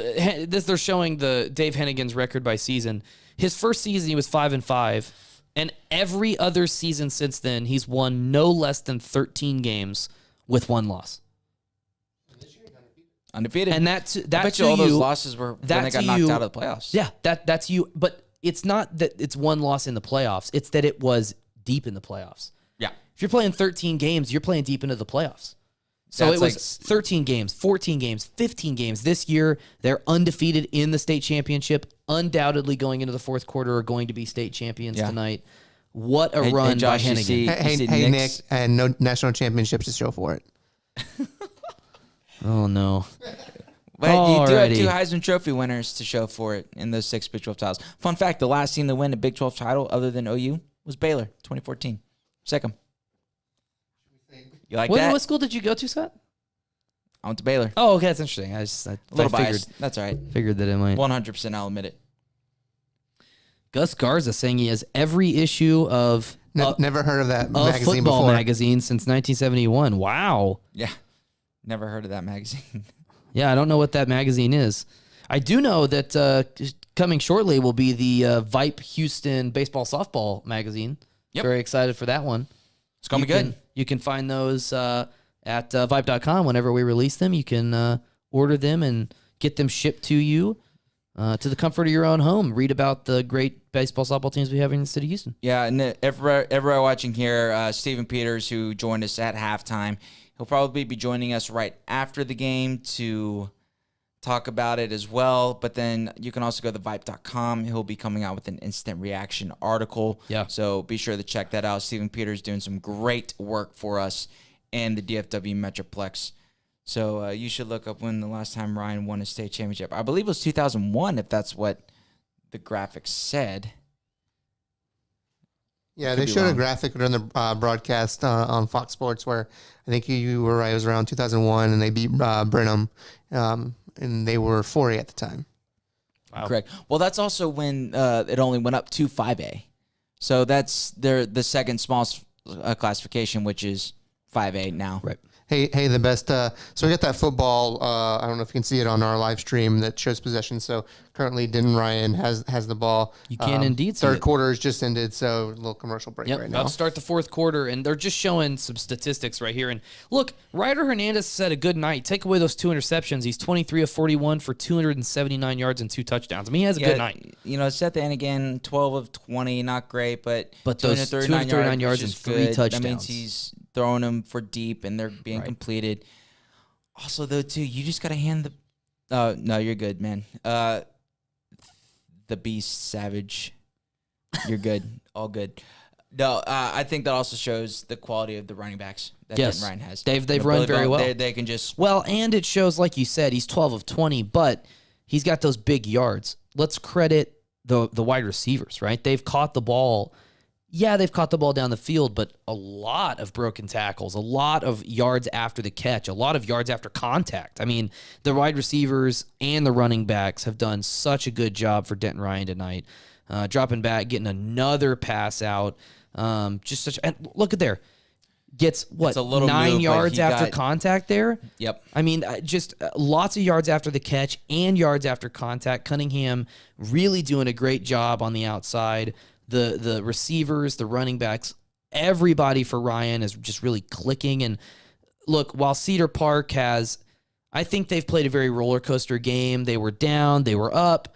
They were down again. They were almost right there back up, and then they've been going down ever since. And Denton Ryan, man, since getting that first touchdown and starting that run, I mean, they have been untouchable. It's a jump ball to Jatavian Sanders. He's going to win that all day. He's going to win that 9 times. He's going to win that all day, especially against. I mean, and listen, the corners have done a great job for Cedar Park to contain him thus far. They've done a great job, a really great job. I agree. But a guy that big against high school cornerbacks, what are you going to do? He's a big... He's in. That's a big, strong body. Holds on to it. Out the side of the end zone. Great job by Jatavian Sanders to make that play. Hey, Nicholas, we will be doing that game tomorrow. It'll be us and one of our VYPE ambassador kids, Will Turboff. So join in for that one for sure. Absolutely. Will's been crushing it all. And we're really excited. I'll say this. That's the game I'm so excited that's the last game. I am most excited for the Dodgeball. Let's talk about this real quick. I am most excited for that. Yeah, you got the Dodgeball and everything, and we'll talk a lot about that. The fact that Westlake, though, beat North Shore. We watched a lot of North Shore this year. A lot. North Shore was so good. They have so much NFL type talent on that high school roster with, Demetrius Davis. Straight up NFL type talent. Correct. With that O-line. Yes. With specifically Shadrach Banks. Yes. Charles King. The lines. The unbelievable. offensive and defensive lines are so physical. Yes. They're so big and so physical. And here's the thing. There are, 10 people here in the Houston office? Ish. Something like that. All of us. I don't think there was a single person that even questioned North Shore would make it to the state championship this year. I did. Westlake did. You did? I did. I told them. You did. Okay. Really? I will say, he said, don't sleep on Westlake. And the fact that Westlake was able to get to Demetrius Davis, that they were able to hold that. North Shore was averaging like 56 points a game this year. They held him to 21. Westlake, they mixed up their coverages. They brought blitzes from corners, from safeties, from all over the place. Klubnik, the quarterback over there at Westlake, he's a baller. He's a beast. I think he just does a lot of things really, really, really well. I don't know if there's one thing that necessarily blows me away that he does from the little I've seen, but that was the first time I've seen Westlake play, and I was so impressed. To give North Shore some credit, as well as Westlake credit, 3 early turnovers. Yes. That changed the course of the game. And even with that being a 3-turnover game, with Westlake having to basically play a perfect game, it was still a 3-point game. It was still so close. A 3-point game. Dude, that North Shore defense stepped up. They're fantastic. In the second half. They're absolutely fantastic. Not giving up a first down until the last drive, but big time players step up in big time moments. That's what Klubnik and Westlake did. Absolutely. And after everything has been said and done, great season by North Shore. Maybe one of the best, maybe the best high school football team in the history of the state. It's debatable, man. With those Allen teams, I agree with you. Kyler Murray had. I agree with you, and I watched my Pearland squad get beat to death by Kyler Murray and Allen. Yes, but that being said, those North Shore that team is good. They're very talented, very physical. All that being said, Westlake's playing for a state championship tomorrow, not North Shore. An incredible job by them. Another fumble. This one recovered by Cedar Park. A great job by Westlake to get back to the state championship. And then it's all compounded on it's father versus son. It's compounded on the last time South Lake Carroll won a state championship, they beat Westlake. I mean, there's so many storylines. The last time Todd Dodge won a state championship at Westlake or at South Lake Carroll was against Westlake. Was it not the last time Carroll was won? No, they've won a few since then. Oh, okay. Well, I'm wrong then. I don't know anything. It's okay. But it's all right. You know nothing, Jon Snow. I don't know anything. You know nothing. South Lake Carroll on the flip side, kind of the same thing. A lot of people, including myself, were expecting a Duncanville versus North Shore round 3. Absolutely. So big shout out to South Lake Carroll. And I haven't seen South Lake Carroll play in person yet. Yeah. I have watched a little bit of tape on them, just like cutting highlights and stuff on South Lake Carroll. Right. Kind of goes back to the Quinn Ewers thing. He's that dude.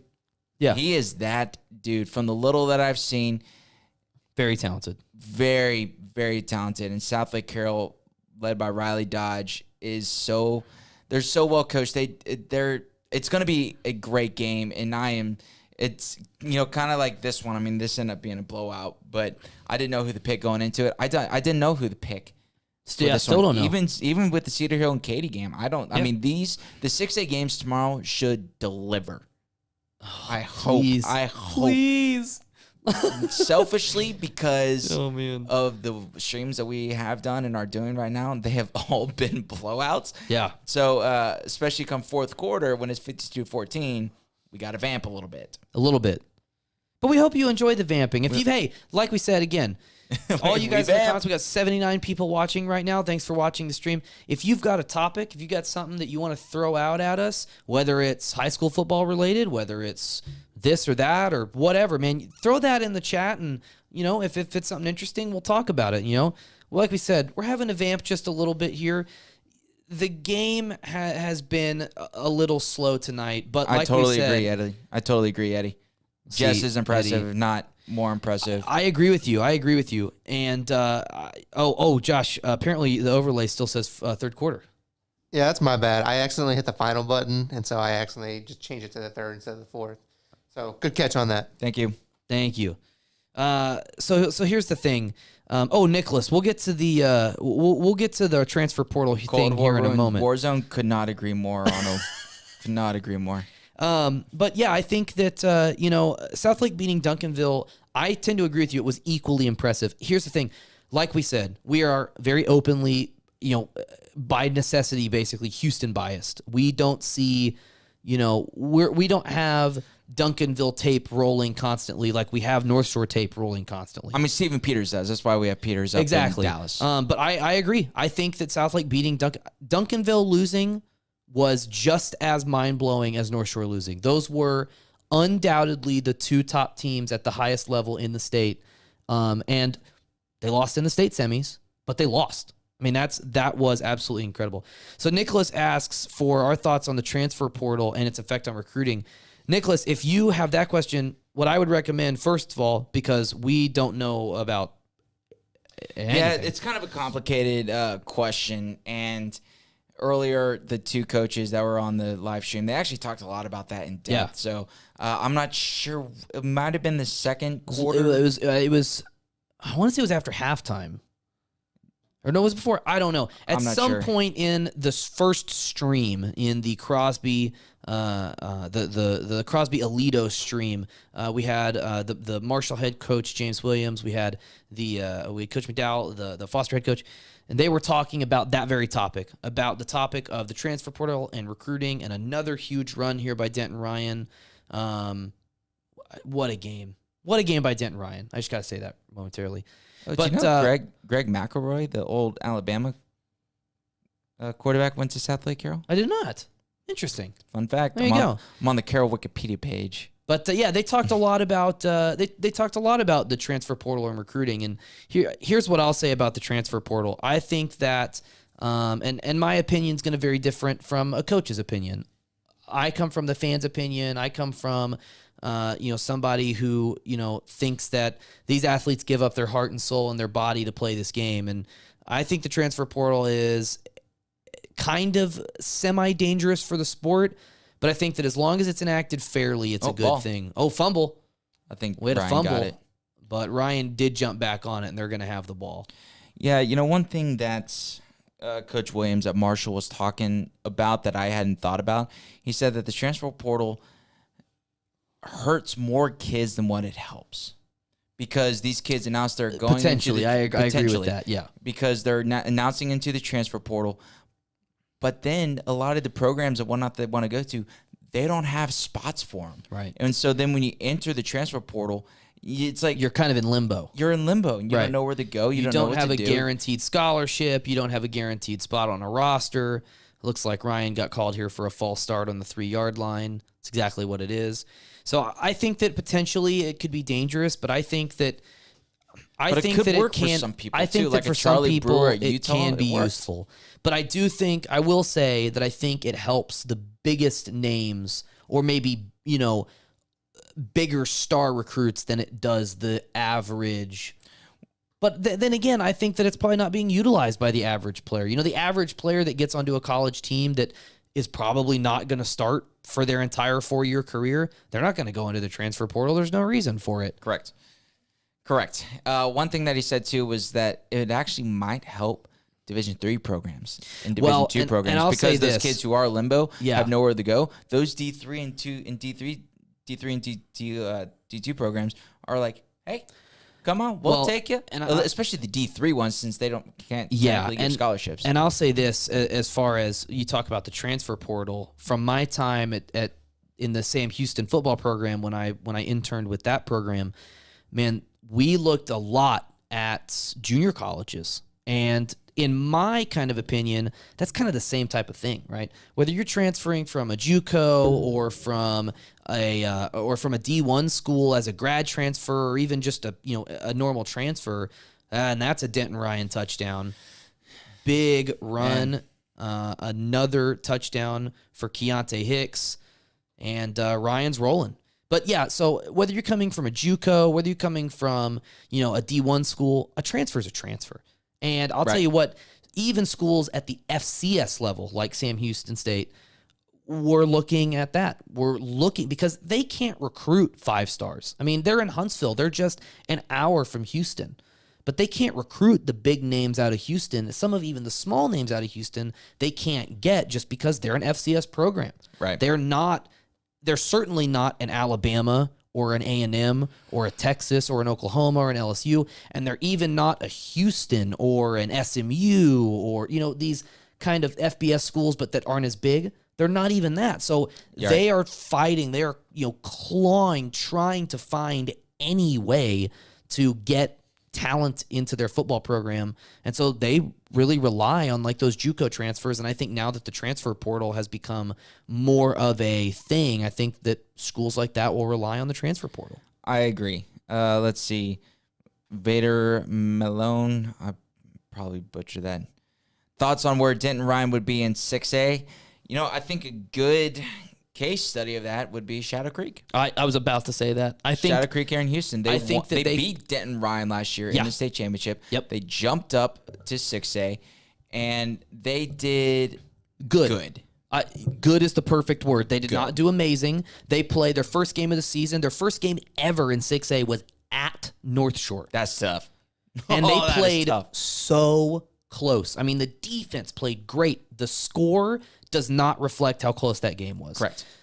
They played. I was at that game in person. It was a ton of fun. 2 very talented teams. The thing that was most clear to me, which I think is what you could say about the difference between 5A and 6A, is normally you would say there's a difference in talent level, in maybe strength or speed.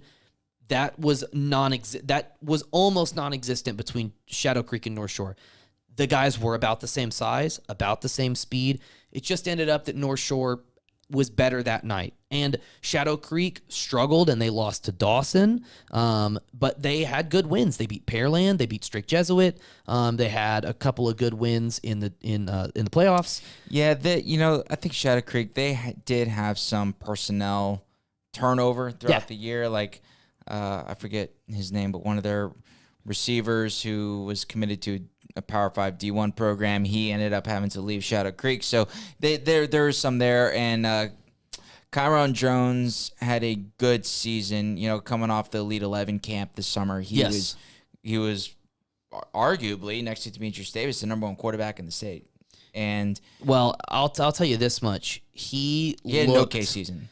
He had a very okay season. He did not statistically wow very many games, but from watching him in person, he's got all the talent in the world. He does. I would be really ready for him at the next level, and I Baylor's lucky. I know you are. I'm excited. He is a guy that once he gets into the right hands of a college coach can be molded into something special.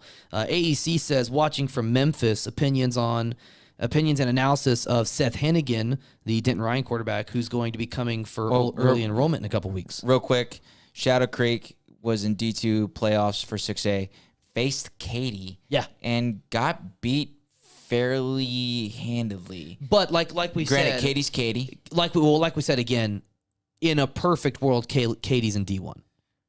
Correct. Yeah, Seven Lakes sneaking in the playoffs. Katy's playing the big, that's big boys. That's kind of a knock on Katy, but that's the luck of the draw. They can't control that. And yes.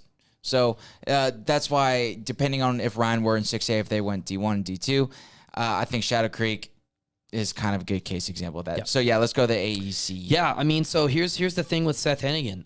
He's been tossing the ball around the yard all night. I mean, they've scored 59 points, and he's been a big reason for that. We've talked a lot about the running backs. We've talked a lot about the wide receivers, but he's distributing the ball. And He looks like a general out there. Yeah, he does. He very much does. He looks like, and he's listed as a pro-style quarterback, and I think that he has looked like the definition of a pro-style quarterback tonight. So here's the thing that you're going to get from watching Seth Hennigan tonight, from what I can see. And I'm about to say, we got to see more tape to I will preface this by saying this is the first game I've seen him play. Sure. But from watching him tonight, first of all, the biggest stage he's ever played on. Okay, let's say that. He's looked great. I mean, he has stepped up. He is a guy who is going to be able to throw the ball where he needs it. He's looked like he's had the ability to throw a deep ball. He threw a jump ball. He from what I've seen, has had really good ball placement. He hasn't been overthrowing receivers. I mean, the best throw was that one touchdown he threw where he was moving to his left. He was about to get hit, and his throw across his body hit this player on stride, and he ran into the touchdown. Absolutely. That was a phenomenal throw. And I'll say, when he needs to, he can get out of the pocket. But when he gets out of the pocket, like I said earlier, he doesn't freak out. He doesn't get out of the pocket and then immediately panic and throw the ball away or throw the ball into coverage or just immediately run. He rolls out of the pocket and he looks downfield. He keeps his eyes downfield. He's searching for somebody to get open. But when nobody gets open, he is not afraid to run the ball. And I agree, he's not doing this against the kind of competition he's going to play at Memphis. I mean, they're going to play some legit dudes at Memphis, some tough defenses. But I don't know. We'll see if he can keep developing. I mean, that's absolutely, the key at the college level. That's You got to be the keep key. developing. You have to keep developing at the college level. You cannot just walk in there and think that you're going to be the guy. So we'll see what he can do at Memphis. But I mean, from what I've watched tonight, I mean, I wouldn't be upset about having him on my team. No. Lucas, are you saying final score prediction of what? Of tonight, final score prediction. I think that there will be a score in Denton Ryan. I think it's going to be. Denton Ryan's going to win by a lot. Spoiler alert. Ayo. Ayo. Oh, man. Well, I was wrong. Cedar Park did not win. I am 2 for 2 on my predictions. For this weekend. For this weekend so far. So you're three. So you're 3-1 overall. Yeah. But that's better than me. Well, look, the only reason why I didn't pick Carthage is because everybody else did, and I wanted to be different. It's like, I'd like to say that it's I like wasn't alternative teenagers. Like, I just want to be different. I'd like to say that I wasn't here for the start of the Crosby Alito game, but was definitely picking Alito. I just like to say that's that. fair. So, yeah. So it's like mentally, it's like in golf. It's like you hit one out of bounds. You're like, nah, that one didn't count. So I'm just gonna tee it up and I'm hitting one. That's kind of how I feel with that Gilmer and Carthage pick. So in my mind I'm 4-0, but on paper I'm 3-1 on my picks. Hey, look, sometimes you got to have a mulligan. Yeah, breakfast balls. We support the breakfast balls. That shot didn't count. Oh, all the time. Oh, all the time? Well, depends on the money game. So oh, gotcha. Yeah, it depends on the money game. Yeah, I picked Ryan on this one. I'm glad I did. Oh, Nicholas, what a wonderful question. I'm glad somebody finally asked this question so that I can. Do I need to leave? Talk about this. Do I need the room? No, do I'll I need keep the it room? short. Nicholas, look, I'm You want biased. to flash that A&M Aggie is ring? trash. What? What's that? A&M is trash. Number 4. Put your thing down. So here's the thing. Full bias. We got. I'm graduated. Never from Texas. mind. Never mind. Forget it. Look, I'm biased, and that's fine. Jimbo's done a great job. I don't think anybody can even remotely say anything other than this year's recruiting haul from the city of Houston was anything but great. You got Shadrack Banks. That O-line is unbelievable. Exactly. You got Shadrack Banks, who was absolutely great. Respect for David picking. I picked Ryan. Y'all are crushing in the comments section. Yeah, I picked Ryan. Don't worry about it. Look, fine. got Shadrack Banks out of North Shore. Got finally a North Shore player to A&M for the first time in, I think, about 20 years. I mean, a long time. I thought Zach Evans was gone for a while. What a that's we a can't- 5-hour conversation. Yeah, we can't get into that right now. But then you talk about the O-line hall, Remington Strickland from FBCA. You got Matthew Wyckoff from Magnolia. You've got Bryce Foster from Katy Taylor. 5-star. And then you got Ruben Fothery from Foster. And man, Shout out to the RBP gang. I'll tell you what, Ruben Fothery, meeting that young man in person, there are times when you see high school football players and you're like, okay, you're an athlete. Then there are times when you see someone and you're like, you are an athlete. Oh my goodness. That kid is gigantic. Yeah. He is huge. Physical specimen. Absolutely. And he's playing basketball right now for his dad. Absolutely. And a good basketball player. But, Very. But 6'8", Play football. 280 pounds or whatever. I would imagine he's okay at basketball. Yeah, he's fine. He's fine. We get the backup new in. QB in. Sophomore quarterback. Oh, he meant Also, respect for Scott. Thank you, Lucas. Appreciate you. you. Come on, Lucas. I'm gonna need more love for that. It's okay. Tomorrow we're gonna flip. Tomorrow we're gonna flip. I'm gonna do well tomorrow. You know, we kind of talked about it a little bit with the coaches on the first stream here. Not to cut you off too much, David, but No, I you're fine. think they're in the state of Texas. You look at it with Quinn Ewers going to Ohio State. Mm-hmm. I mean, you got Demetrius Davis going to Auburn. There are some of the best players, most of the best players in the state of Texas leave the state of Texas to go play college ball. And I think it's especially going to LSU and Alabama. And I think it's because A&M is in the SEC. They can say, hey, we're coming to Texas to play, so mom and dad can still watch you. Right. It almost opened up Pandora's box a little bit. If you were Right. Nick Saban or Ed Orgeron or all those guys, you were like a dog salivating. Right. I can't even well, say that word. I mean, and that was absolutely. It's like a law of unintended consequences. That was absolutely that was one of the draws for A&M to be brought into the SEC. Was the SEC said, "Oh my gosh, we now have a connection to specifically the Houston area, but as by connection the Dallas area for recruits."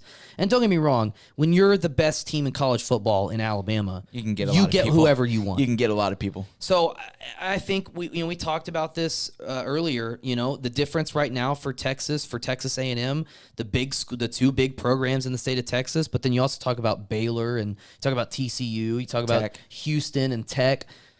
Wins. I mean, that's teams. You gotta that, win. And we talked about earlier. It's hard to win without recruits, but wins are going to make the difference. What time will they play tomorrow? Tomorrow we have two games on the slate. We've got Cedar Hill. Got it right that time. We've got Cedar Hill and Katy at 1 p.m. for the Division II championship in 6A. And then at 7 p.m., got the Dodge Bowl. Got South Lake Carroll. Phenomenal. I'm so excited. Got for Austin that. Westlake. I'm excited for both, man. Very What excited. you got, Josh? And we'll start our stream 5 to 10 minutes before that Yeah, time. so you can show up here about 1 o'clock, about 7 o'clock tomorrow. We'll be here. And we'll be here. We'll be talking the game. We'll be talking some more high school football, college football, high school sports, college sports. We'll be talking whatever you guys want to talk about. We may have some guests. Who knows? Who knows? You'll have to show up and find out. But thanks for watching. We really appreciate this. We wanted to have a little time. It's COVID. There's all this about you can't be with a lot of people. I know that a lot of people that are watching this would love to be in Arlington right now watching the game. I would love to be in Arlington watching the game as a high school football fan. But that couldn't happen this year, and so at least we get to watch this. And we thank you for coming and spending some time with us and watching the game. Come on, don't get too Flags chippy getting out there. thrown. There's 46 seconds left. Yeah. Well, I get it. Bring your mascot heads for the picks. I love that. Oh man, We could try. If we had mascot heads laying around, I'd put them on. Well, I mean, we did do that for the Baytown Lee countdown to kickoff. We did, and maybe we'll do that for next week's countdown to tip off, Friday night, We Second could. Baptist TWCA. I already know who I'm picking for that game. Oh, do you? Yeah. I wonder who it is. What does my heart say? Or what does everything else say? All of the statistics and Yeah. logic. I'm excited to see Cedar Hill play. Cedar Hill is back in the state football championship, really for the first time, I think, since 2015 or 2014. Since Joey McGuire went to Baylor, he was the longtime head coach at Cedar Hill. And then when Matt Rule came the coach, he brought McGuire out there. And so Cedar Hill's been close, but they're back now into the state championship. I need to do some research tonight on the history of Cedar Hill versus Katy, so we can talk about that a little bit more tomorrow. But, Absolutely. That rivalry is renewed. Westlake versus Carroll, the Dodge Bowl, which is going to be great. I mean, so one of the best programs in the DFW Metroplex. I was looking it up, actually. When Todd Dodge was the coach at Southlake Carroll, they won state championships in 2002, 2004, 2005, and 2006. That is 5 out of 4 straight years. In the one year they lost, they were runner-up in 2003. So he was one of the godfathers. He's one of the goats of Texas high school football. That's a final here from Arlington. Congratulations, Denton Ryan. Congratulations, Denton Ryan. Honestly, I mean, they just what a game. What a game. I mean, they played so well, and they were so impressive. Look, I picked Cedar Park. I was wrong. Scott picks Denton Ryan. He was right. But they were just so impressive. Let's get Peters on and get his instant reaction. Is he ready? Oh, I can see. Yeah, see if he's ready. See if he's ready to get his instant reaction. We'll see if we can get his. We'll talk to him. Man, real quick, if there's anything you want us to ask our inside man, Steven Peters, he's been at the game. Anything you want to ask him, throw it in the chat real quick. We'll see if we can ask him. Where's the big glass COVID divider? It's right here. Can't see it. It's glass. Yeah. See if we can get Steven on the phone. Peters. He has media obligations. He's got to vote for player of the game. All right. I think we got him. Oh, I need headphones. Here we go. Where we at? Hold on. Can we plug mine in? Steven. Oh, sorry, go for it now. Steven. Yeah, There you are. Sorry, I couldn't hear you. I'm here. What Sorry about about that. How about that game? It was over pretty quickly after the start of the third quarter, wasn't it, guys? Well, you were right. I mean, we talked about it going right into it after we got off the phone with you, but it was the mentality, you got to score, get a stop, and they did the exact opposite of that. The exact opposite. Absolutely. They got stopped. They gave up the score on the same play. I mean, it's hard to overcome, Ryan, when you give up 4 turnovers. It's just you can't do it. I can't imagine, like you said, the stadium got pretty deflated when they got that ball stripped at the 2-yard line. It was deflated before that. It was even more after that. I cannot imagine that there was much of anything left after that fumble was recovered for a touchdown. No, definitely not. I mean, yeah, Cedar Park fans, just to support the team, cheered on that touchdown. They gave them 14. It was all for naught. It was a kind of a home second half after that fumble, stupid score, and we had another lapper in 5-8.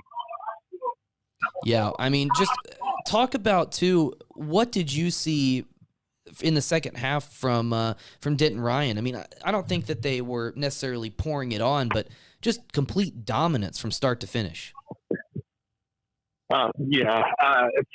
It's basically all it is just, they're able to pin their ears back and go after Ryder Hernandez. I said his name wrong in the first, in the halftime show, but, he was uncomfortable. I mean, yeah, he had a few plays here and there, but 5 hit passes at the line. He was kind of a short guy and hard to see over that line. And when Ryan came after him, he had nowhere to go. He just never looked comfortable. Absolutely. I mean, like I said, he had a couple dazzling plays. He had that 43-yard bomb over the top that set him up for the second touchdown. But really, he looked frazzled from pretty much the jump.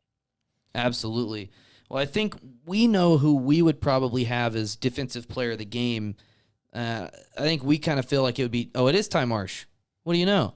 It is Ty Marsh, absolutely. Yeah, I think as it should have been. Kind of hard not to vote for him. Absolutely. How was his game in your opinion? I mean, he's a stud. He didn't sign with Houston, and is looking to commit to somewhere on National Signing Day in February. And I imagine he's going to get a lot of offers with the playoff run that he had, from a lot of Power 5 schools Absolutely. They're gonna get a guy who's tenacious, who will fly to the ball, and he will not give up one bit. Absolutely. And we just saw Seth Hennigan won the offensive MVP. I think their skill players on the wide receivers and the running backs, they were getting the ball a lot, but man, he was distributing it, very efficiently. What did you see from him tonight? Yeah, complete 180 from last year's state championship game. Last year, he looked rattled, never really seemed composed in his play, couldn't find his players up until the last moments of the game when they needed him the most. He was able to put something together, but this whole season was a complete 180, really, in the playoff run in today's game. Just an affirmation of the work that he has put in through the off season, through the regular season, through the playoffs. He's a different player, and he warrants going to a Memphis and being in the mix for a starting job next year. Yeah, needless to say, Memphis fans should be very excited to see him. Absolutely. Scott, you got anything for Steven? I'm about to say, with Alito, a blowout, another game blowout, Denton, Ryan, how would you rate today for Texas high school football? I would rate it a solid 2 thumbs. If you're familiar with Ticket Bits, 2 thumbs up, 3 thumbs sideways, and 7.5 thumbs down. I like that. That feels very accurate. Yes. So I guess we had some entertaining starts, but in the end, just the more complete dominant team just showed out in the second and third quarters and made them into laughers. And it's unfortunate because these kids worked hard for Cedar Park and Crosby to get to this point.